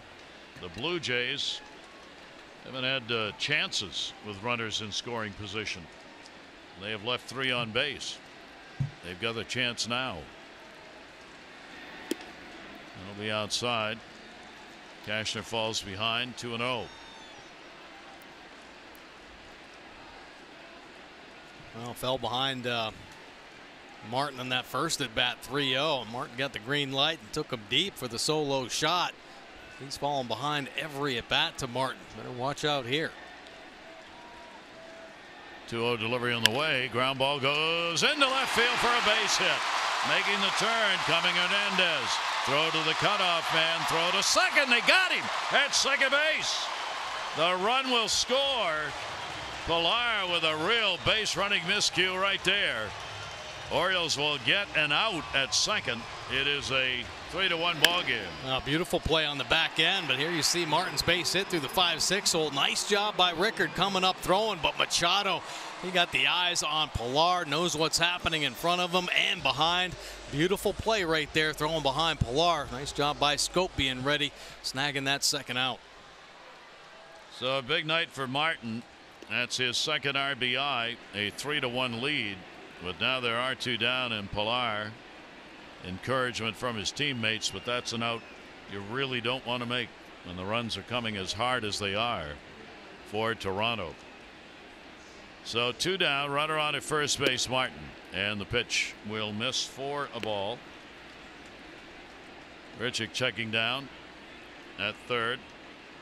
The home run, 5th inning, is 4th. 1 for 2 in the ball game. 4 for 6 in the first 2 games of this series. 7-6-4 and the put out at second base. That one is going to be fouled off. Those kind of plays Manny and Jonathan Scope talk about. They don't happen by accident. They even, as we've talked to them before, they have a whistle that they use. They whistle to one another when they want a play like that to be made, so that they're not hollering out and the runner can't hear them. Yeah. Now, whether that was used there or not, I don't know, but they look for that. I mean, they look to get the ball behind a runner. Ball almost got lost right there. Wins was able to find it. He had to do a 360. So those aren't accidentals. Those are plays that they work on. Yeah, that's just good instinctive baseball right there. Of course, Bobby Dickerson lets these infielders know they keep their eye on the base runners, understanding the situation, the speed of the runners on the bases, and the pace of that baseball. Let Manny know, well, there's not going to be a play at the plate, and then he got his eyes on the runners on the bases. A beautiful play. Yep. A big out. 2-ball, 1-strike count. Randall Grichuk with a runner on at first base. That ball's going to miss away, and Cashner may be running out of gas. Tanner Scott, left-hander in the bullpen. This is the 3rd time through, and this is where opponents have hit .412 against Cashner. And right now, you can almost sense a bit of a struggle trying to. Oh yeah, falling behind. Yeah, be strong enough to get the ball where he wants it to go. And that one's going to miss, and Cashner puts his arms up like, where was it? And he's letting a home plate umpire have it. And Austin Wynn stands up to be a buffer, and that'll bring McDowell up. I've seen it a couple times tonight from pitchers. Not too often you see both arms come up all over the outside corner. You know, Hap's been complaining a few times. Castro saying that pitch is right there. Man. Yeah, frustrating. Make quality pitches. I mean, pitchers are taught to work the outside corners. You know, you don't want to leave it on the white part of the plate. I mean, that's a quality 3-1 pitch. Just doesn't go his way. So a little discussion just to settle him down, because this is a big at bat. Got runners on here in the 6th inning, 1st and 2nd. Toronto already leading it by a score of 3-1, and Diaz has 2 singles in the ball game and has gone 4 for 7 here in the first 2 games. So Diaz 2 on, 2 down. Outside, Wins has to block that one. It'll be a major effort for Cashner now to get through this inning and find one more out. Yeah, falling behind again. Like every hitter this inning. 3 singles and a walk now.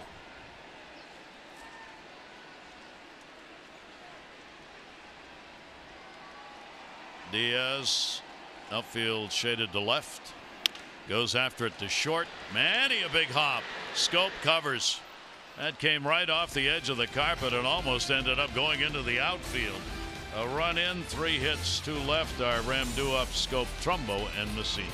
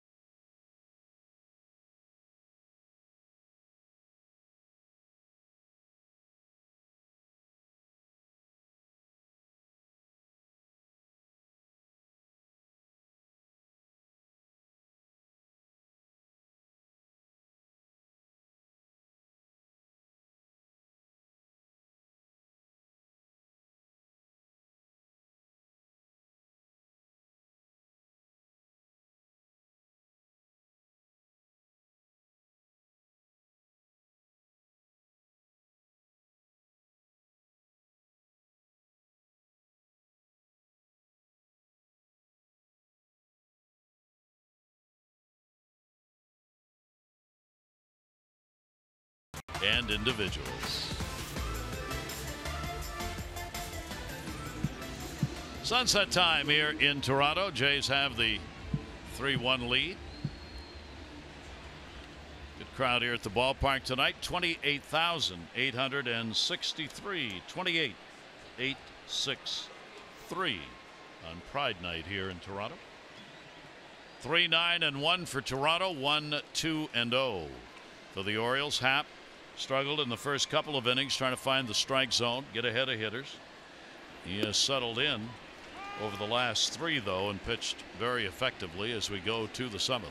Yeah, whereas Cashner kind of fatiguing that last inning, last couple innings. Happ seems to be getting stronger here. First base. Smoke. 0 for 3 for Jonathan Scope. Now the Orioles are proud to join Johns Hopkins, the University of Maryland, other corporate leaders supporting the Baltimore City's Youth Works program, seeking to provide employment for as many as 12,000 Baltimore City youth. To donate, you can visit BaltimoreCityFoundations.org, choose Mayor's Office of Employment Development Youth Works, and to learn more, visit youthworks.oedworks.com.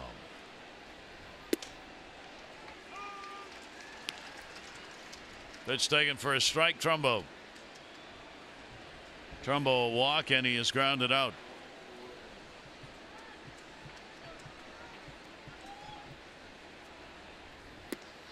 Ooh, pretty good heat right there. Nasty pitch right there. How about Mark Trumbo last night getting on his 3rd home run, the high fastball, and he covers it. 15-degree home run launch angle, lowest on the O's this season. Yeah, that was a bullet, a rocket out of the Rogers Center.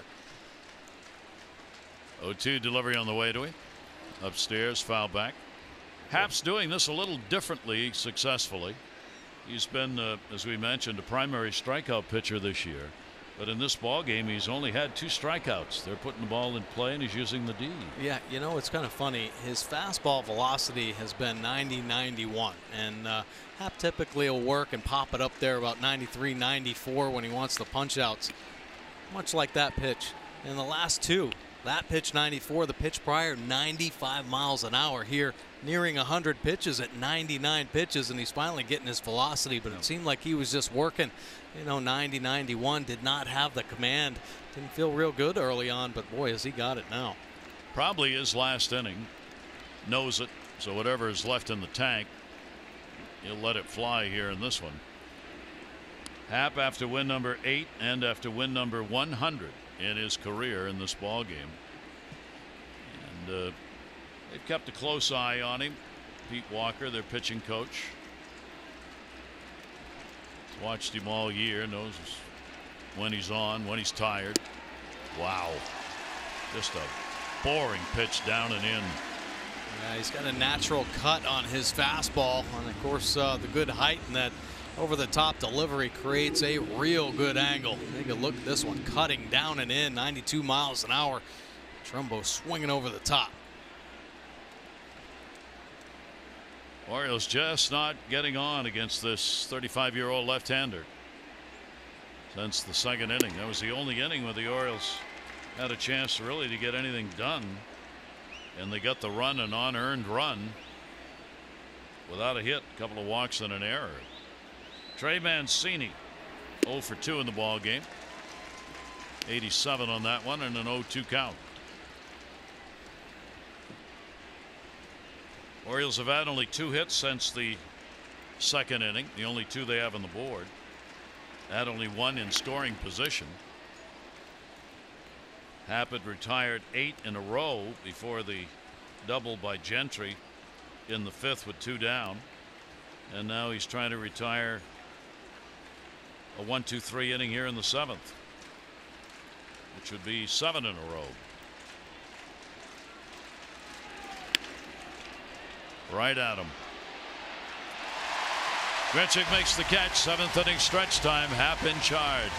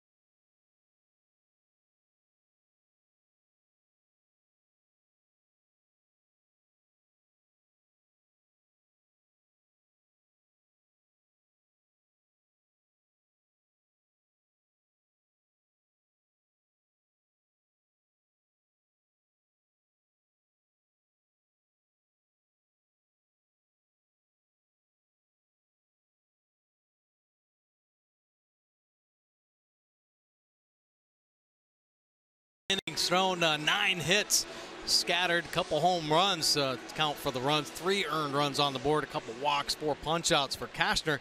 And time for Jiffy Lube pitching change. Regular oil changes at Jiffy Lube will help your vehicle's engine run cleaner and longer. Jiffy Lube, drive in today. Well, Tanner Scott out of the Orioles bullpen, 13th appearance, a 4.70 earned run average, 21 punch outs. This kid's got a big arm. First appearance against Toronto in his major league career. And take a look at the rest of the numbers here. Opponent's hitting 246. Lefties having a hard time staying in there against that 99 mile an hour fastball. Just 150. Devin Travis, number 9 hitter. 1 for 2 in the ball game, picking up a base hit. Granderson and then Solarte will be due up against Tanner Scott. Scott, in the numbers he put up while pitching at AAA this year, left-handers hit 200, right-handers 280, but not a lot of at-bats. He only had 8 relief appearances, AAA Norfolk, covering 10 innings, and then up with the Orioles. Pitched as many as 2 innings with the O's this year. Laid on it, foul back, 100 miles an hour. Cutting it loose right there. Now we've seen some different outings from Tanner Scott, working his fastball in the mid-90s, and then as he settles in, you'll see the fastball velocity kind of climb. Right now, just cutting it loose. Heavy fastballs, 99, 100. Left-hander's 0-2 breaking ball at 92 will bounce off the plate. 1 ball, 2 strike count.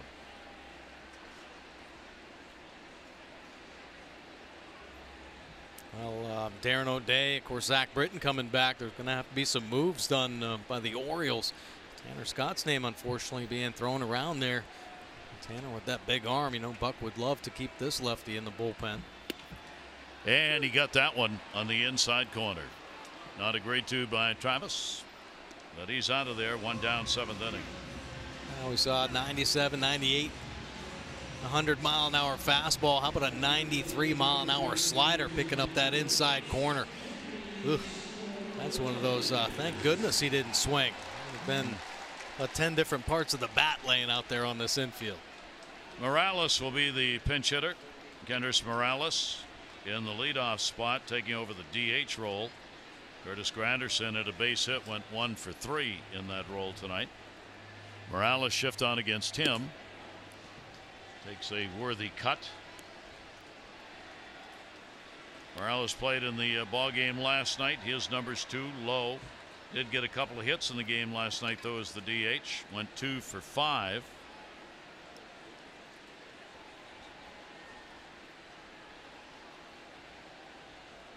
Scott with the 0-1 delivery, and he'll take the pitch that's just going to miss away. Boy, that outside corner is not getting a good look. There have been some borderline pitches out there. Tom Woodring having a hard time. That one looked like it caught the outside corner as well. 1-1 delivery on the way, and that'll be way inside. Morales switch hitter, 196 right, 206 left. 4 home runs, only 1 from this side of the plate for the veteran.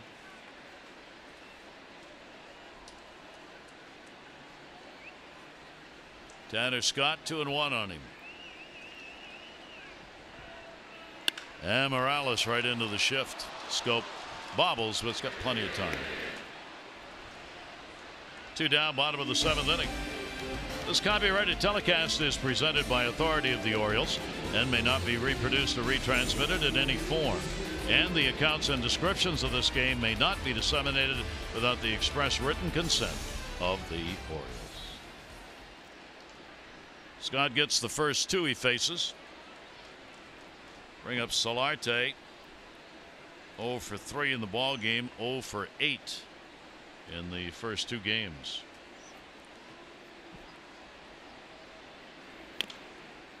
Goes after that 91-mile-an-hour pitch, chops it foul at the plate.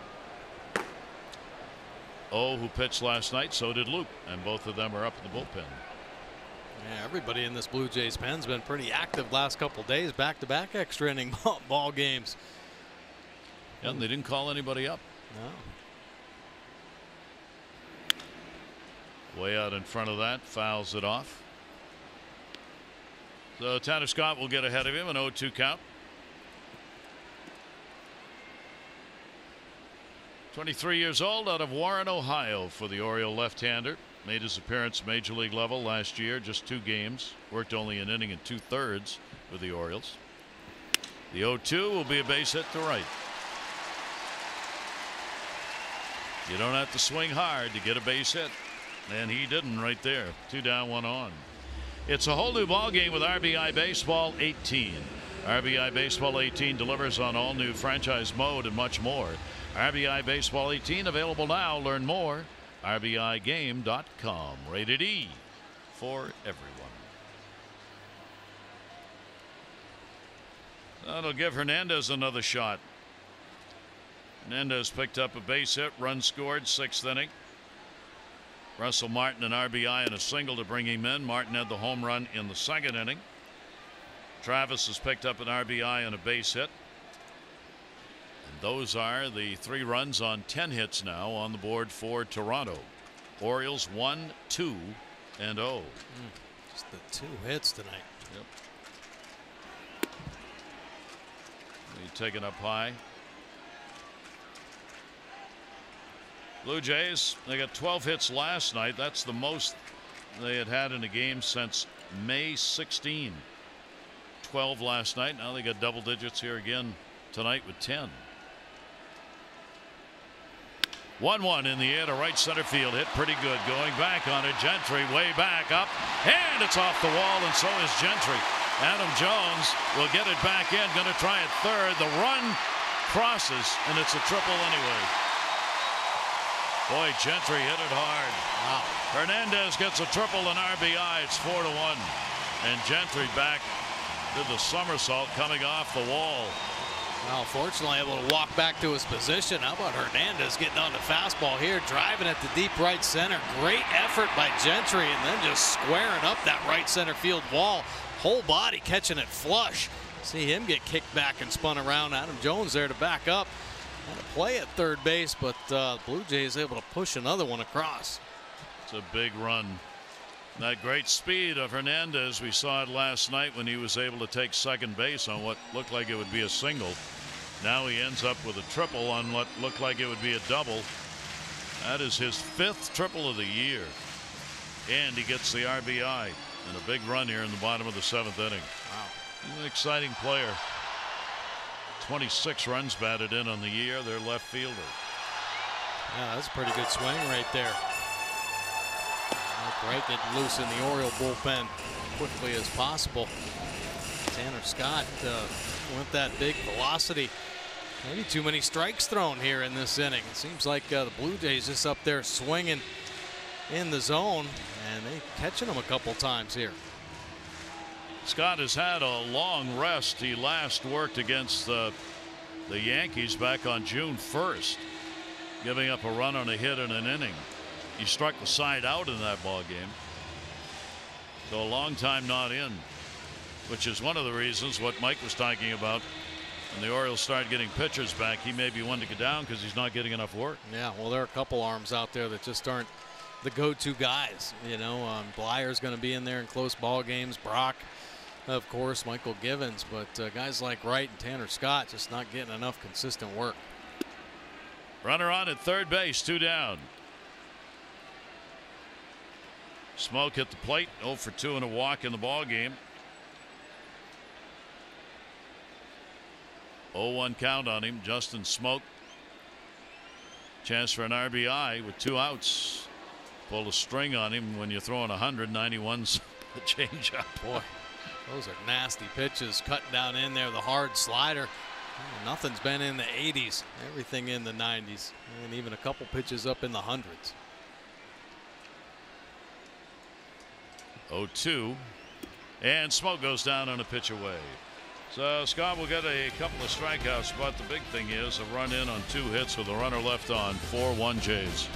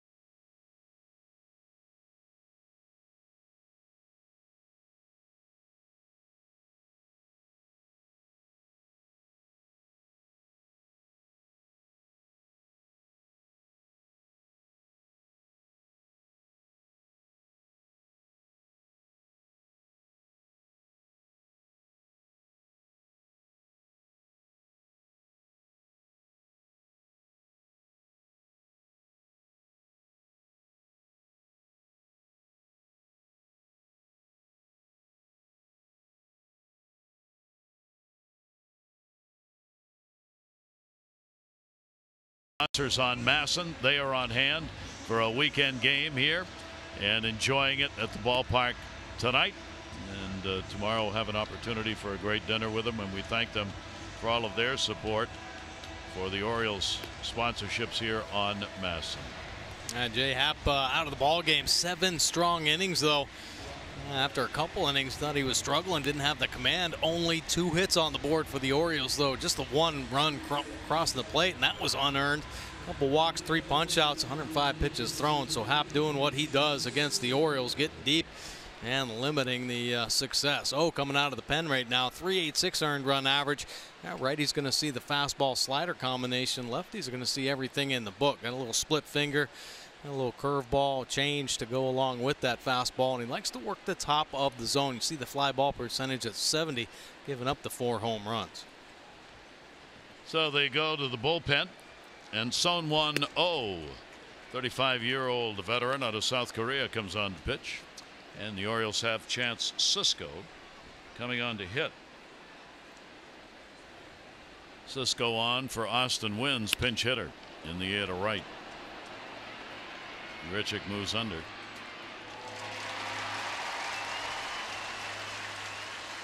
One away here in the 8th inning. Well, the Orioles, it looked like Happ was going to be in deep trouble through the first 2 innings of the ball game, and then the Orioles they got a run without any hits, and the only 2 hits came after. One in the 3rd inning and another one in the 5th. 2-out double by Gentry in the 5th inning was the best chance they had against Happ. Yeah, boy, that is good stuff. Boy, the fastball, he's got just enough little cut action. Always have to play his fastball up, even when it's down in the low 90s, was like it was most part of the game. And just riding it in there, up and in, and of course the 2-seamer down and away. The Orioles off balance once again. Craig Gentry will take a breaking ball in for a strike. Was a closer playing in South Korea. I mean, he's 35 years old. Played college ball, then played World Baseball Classic for South Korea for about 5 years. So not a lot of professional experience. He played only 4 years playing in the professional league in South Korea, and did so as a closer. But here he is working for Toronto. Loop has been up a couple of times in the ball game to pair up for the first time. Ground ball to the hole. That should be a base hit, and it is. Gentry with the speed, and no chance for Diaz to be able to make a throw. So that's a 3-hit ball game for Gentry. Hope you'll join us again tomorrow. Game 3 of this 4-game set. It's a day game. Kevin Gausman on the mound against Aaron Sanchez. Our coverage on Masson 2 begins at 12:30 with those extra presented by Ford. Our game coverage will be at 1. All the access you need right here on Masson. Joey Rickard, top of the order. Runner at first, 1 down. Rickard 0 for 3. Double, 2 singles for Craig Gentry, who's on at first base. He'd had only 1 at bat in June prior to the ball game last night. Ended up with an 0 for 4, but getting a chance 2 in a row, he gets some hits. Yeah, I like to see that. Man, oh man, these guys that just get the sporadic playing time. Popped up towards third. Solarte. 2 down in the 8th.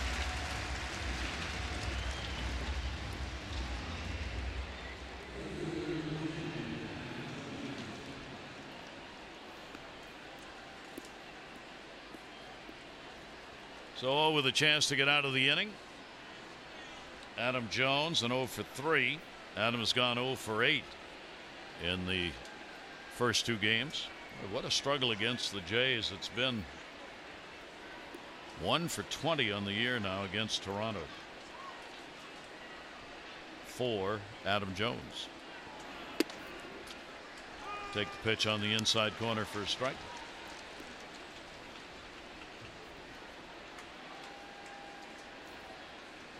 Gentry going nowhere, being held over there at first base. Adams going to get one right here. That's in the gap. Gentry makes the turn. Cut off by Hernandez. He's got to right himself to get the throw into second. Adams stays at first. And the Orioles have runners on the corners with 2 down. Well, nice swing by Adam Jones.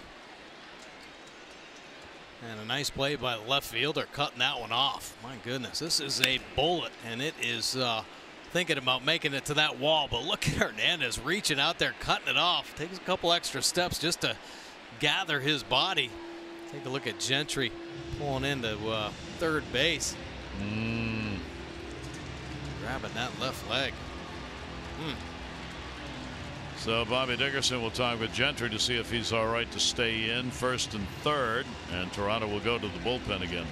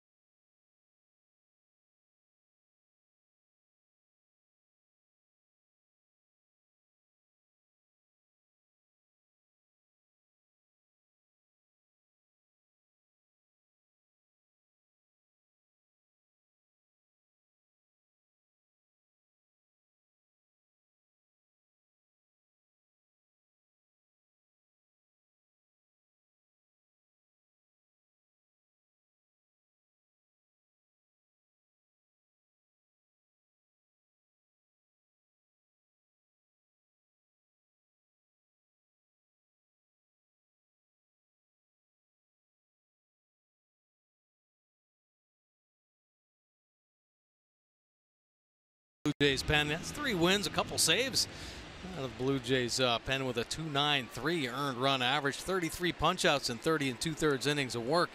Good fastball slider combination. Rushes that fastball in the mid-90s. Power slider holding opponents down to just a 231 batting average. That slider neutralizing the righties, just 200. So Craig Gentry all right, staying in. He's the third. Adam Jones with the base hit. On at first, 2 down. Tepera faces Manny Machado, and here's a big at bat. 4-1 Toronto lead. And the pitch will be taken for a strike. Manny has gone 4 for 5 with a home run off Tepera. So good numbers against the veteran right-hander. Tepera appeared in the first series against the Orioles, working an inning. No runs, 1 hit in that one. 0-1 chopper. This is going to be a tough play. It's short. Diaz going to have to hurry. Does, and records the out. So Tepera comes on, gets it done, and 0 for 4 for Manny. Remains 4-1 Jays.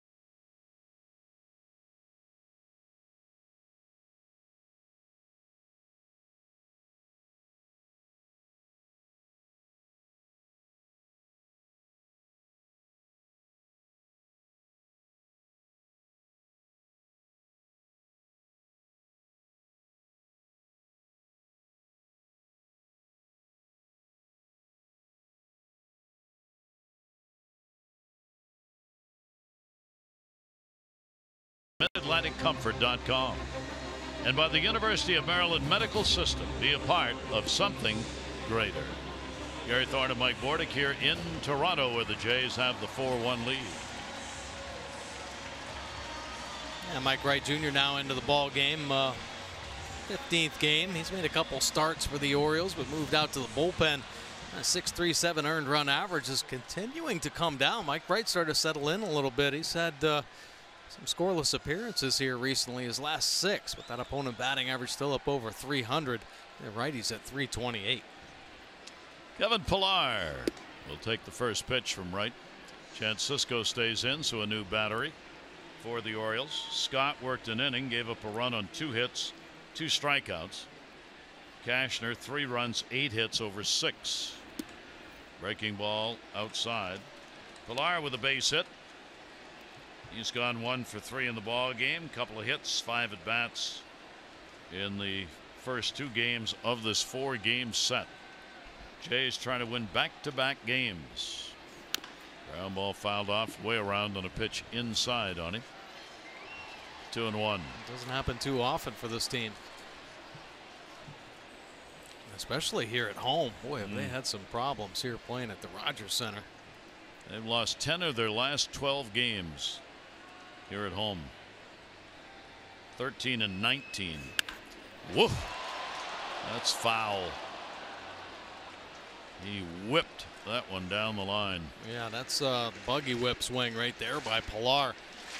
Mike Wright's fastball velocity starting to tick up a notch. 95 with 106 miles an hour off the bat. Looking just foul. So Pillar with a 2-ball, 2-strike count.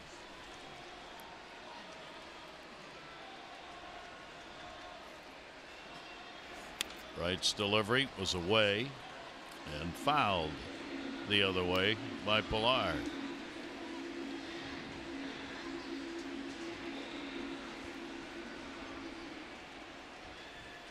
Pillar tied for 5th in the league in doubles coming into today's play. He's got 20 of them. He's the leader of this team in hits. 59. 2-2. Oh, that's going to miss. So Wright falls, a 3-ball, 2-strike count. Russell Martin waiting on deck. Already a couple of hits in the ball game, including 1 long ball.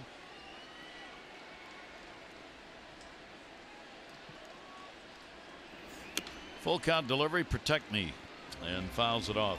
Mike Wright, a couple good sliders here in this at bat, throwing them hard.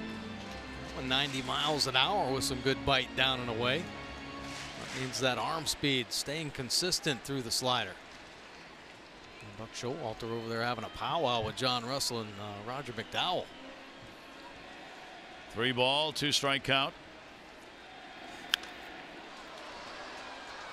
Well, O'Day is due back tomorrow. We were talking about the changes. Somebody's got to go.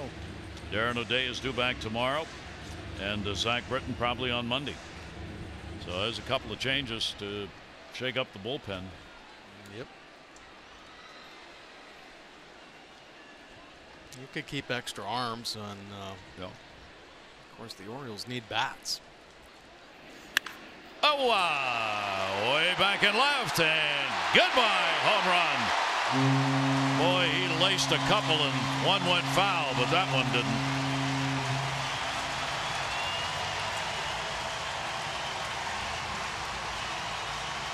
Gets it on a 3-2. Yeah, he was turning on a couple fastballs in this AB on that inner third, and Mike Wright ended up targeting a couple sliders down and away, but came back with the cheese. 96 miles an hour. And it stays too much on the plate. Pillar with the 2 strikes, staying short and going right to the baseball. Another bullet home run out of the Rogers Center. So it's a 3-homer ball game for Toronto, as Pillar laces one for his 6th of the year, leading off the bottom half of the 8th inning to make it 5-1. Joining Russell Martin, who's at the plate, who hit number 6 in the 2nd inning.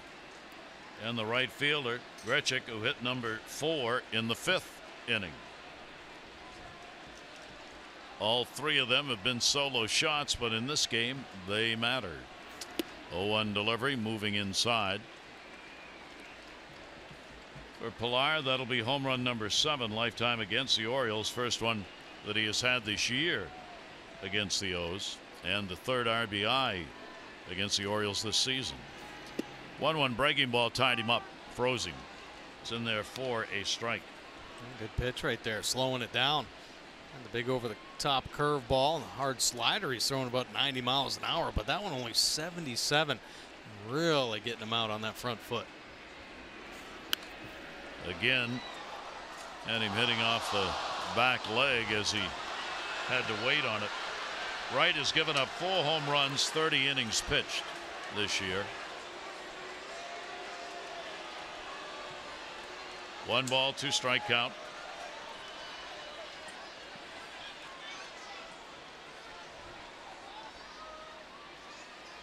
Orioles bullpen has not given up a lot of home runs. That was the 20th. Came in tied for 3rd fewest home runs surrendered by an American League bullpen. That'll be way outside. On the other hand, the Orioles starting pitchers have given up the 2nd most home runs for starters. Yeah, Cashner, talk about his home run problems this year. Gave up a couple more in this ball game. Bundy went through a terrible stretch giving up the long ball. This will be a little bit high.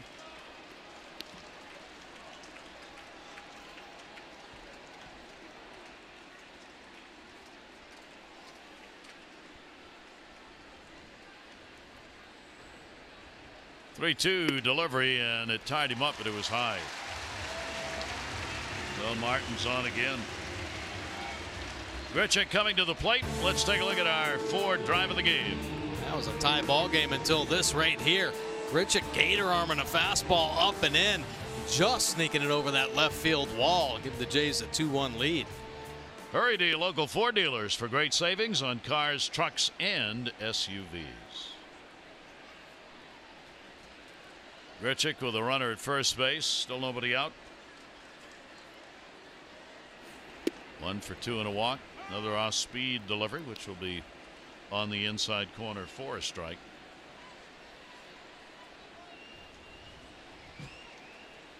Grichuk is coming up through the ranks, a center fielder, but with Pilar in center for this ball club, he's targeted to play a lot of right as he's playing in the ball game tonight. Good arm, solid defender, covers ground. If he can just get the bat going. Oh yeah, absolutely. Well, had that big swing in this ball game tonight. Really, this whole offense is kind of slowly but surely starting to come around a little bit. Obviously, the 12 hits on the board, but the fact that they've scored in 5 innings tells you that, you know, team-wise, they're really starting to settle in a little bit, at least here against the Orioles. Count is 1-2. Mancini not holding on the bag at first. Fouled off. Randall Grichuk, one of the many playing in the majors now, has been at the Little League World Series. I remember doing the games. He was there in 2003, 2004. Lamar, Texas finished 3rd in the Little League World Series in Williamsport, and he was one of the players on that team, star player. Jonathan Scope, of course, was there. Curacao. They had a great Little League ball club. 1-2 delivery on the way, and that'll be way up high. Almost got away. Cisco had to go up and haul that one in. Nice job by Chance Cisco pulling that one down. Oh, my goodness. How about that 5th pitch? That's a good 1.5 feet up above the strike zone. Martin at first base, short lead. 2 ball, 2 strike count, looking for the first out. Again headed down the line in fair territory. Gentry moves over to take it. Runner tags but stays. Grichuk is retired. There's the first out here in the 8th. So a big run with a Pilar home run. The Orioles get another shot at it. Would like to have not had another run to have to make up. Valencia, Scope, Trumbo. You can see what happens in a game with Toronto coming away with a 3-run 9th inning, tie it up, win it in extra innings last night. Hit hard, fair ball down the line. Diaz, another hit. It'll roll into the corner. Rickert, they're going to hold the runner. It'll be a double. Runner held at third. Russell Martin not fleet of foot. Wow. I think you ought to shift everybody on the left field line.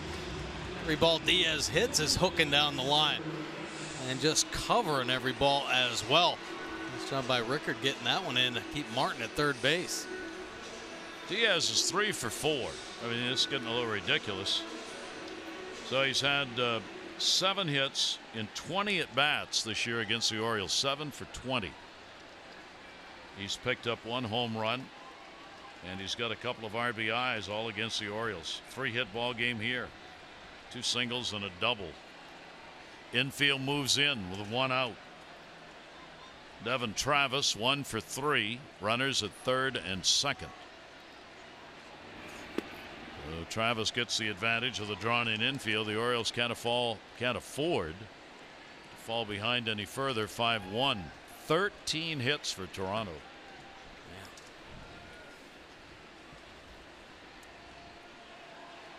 I don't know what happened to Mike Wright's fastball. So the next thing you know, he's flipping in slider, breaking ball. My goodness. Little chopper, runner not going. Play's got to be at first. Scope gets over to cover. Mancini makes the flip. Russell stays at third. 2 down.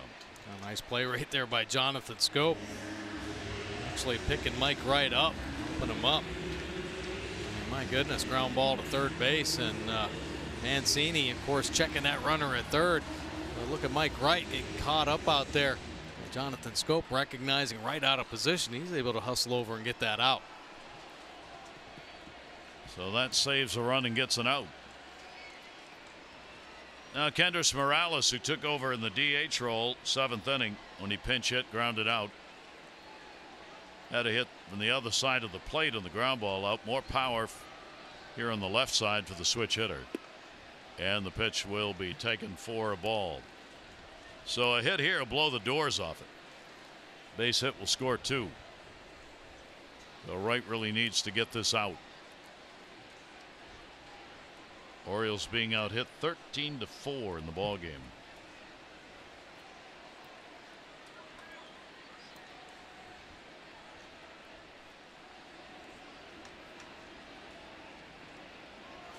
Runners get their leads when after a pitch foul tipped into the mitt, and the count goes to 0-2. Good heater there. They're running away 95 miles an hour. Like to see that. Like to see him start that 2-seamer right at his front hip. So he can move him back a little bit. Get some action back on that inner third.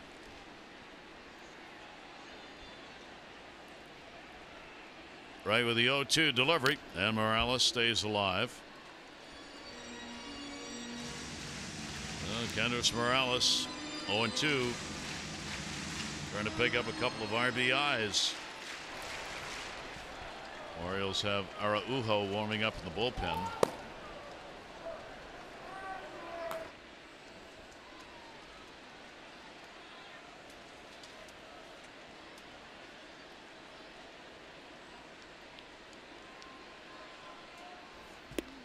Takes it, and it'll miss low and away.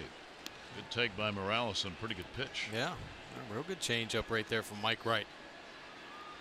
18 RBIs for Morales on the season. He piling up some strikeouts, 37 Ks, 14 walks. 1-2. Run in. Pilar with the leadoff homer. Walk and a double. Runners second and third. Souvenir foul.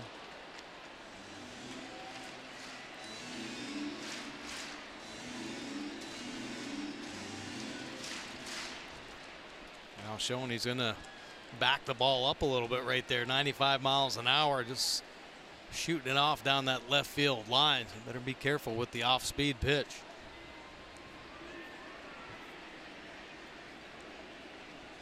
So the Orioles without a hit with runners in scoring position. Masahiro Tanaka's come out of the ball game for the Yankees tonight, playing against the Mets. A hamstring injury suffered running the bases. Wow. 1-2 delivery on the way. Ground ball into the shift.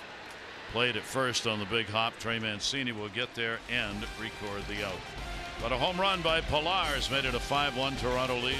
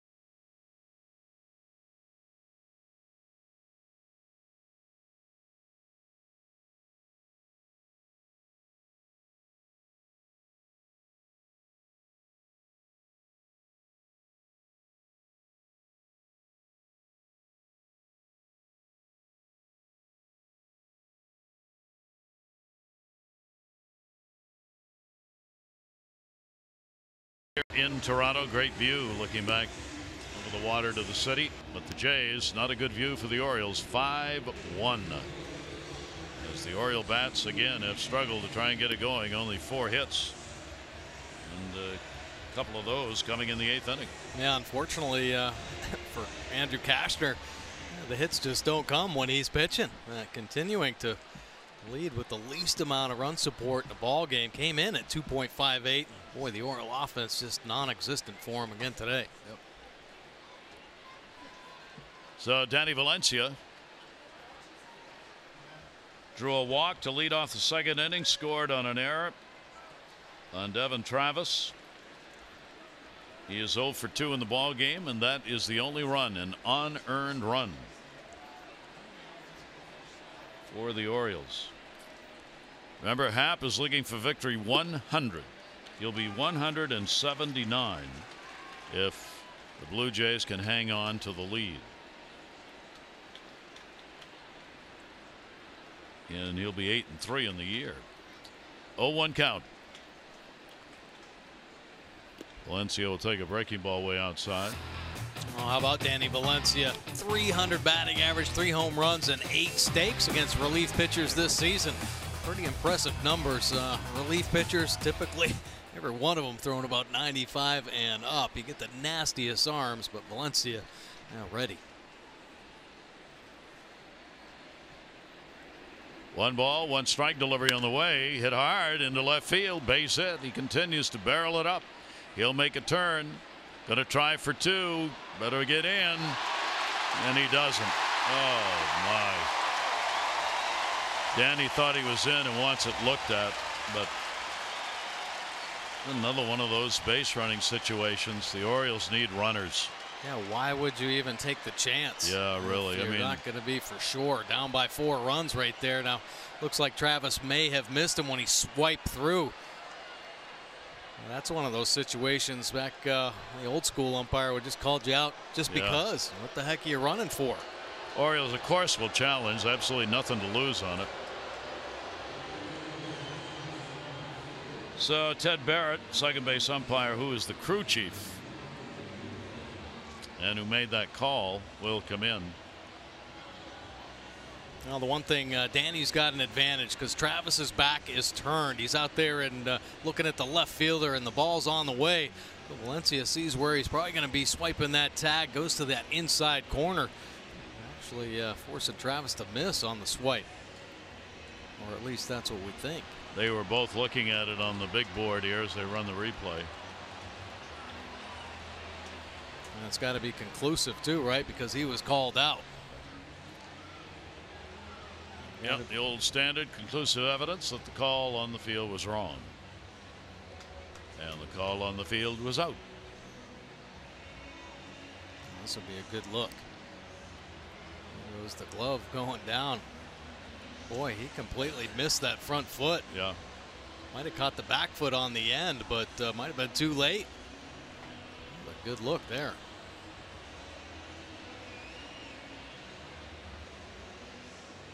A lot of gum chewing going on right there, boy. Umpire's waiting. Boy, I think he's in there. Yeah. Great move by Danny. He saw where the glove was coming down. He Yeah. actually moved his foot while he was in the slide. Sure did. In order to get it around him. So the Orioles looking for a leadoff double here in the 9th inning off Tepera.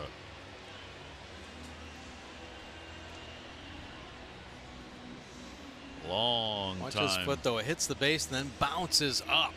Yep. You wonder, are they the eyeball in that? The spike actually come off the base.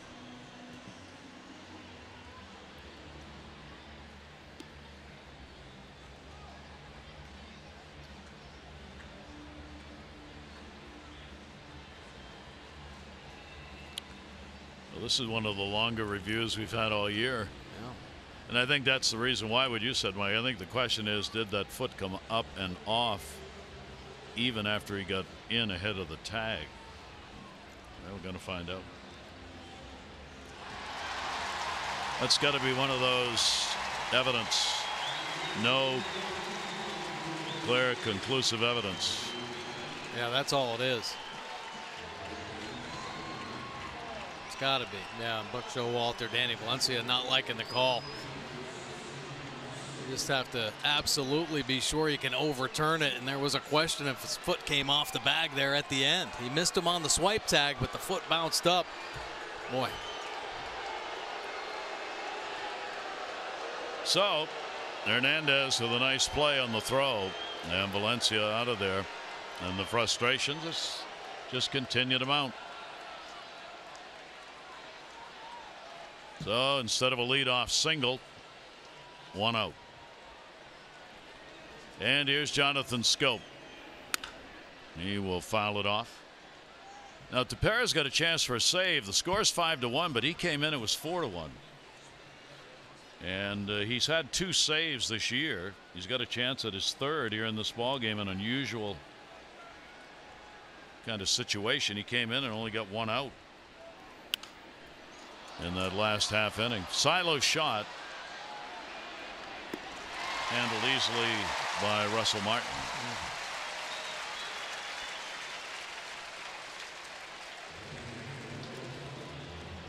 So the Jays 1 out away from picking up consecutive wins that we had talked about. They'll end that streak of 33 consecutive games without winning 2 in a row.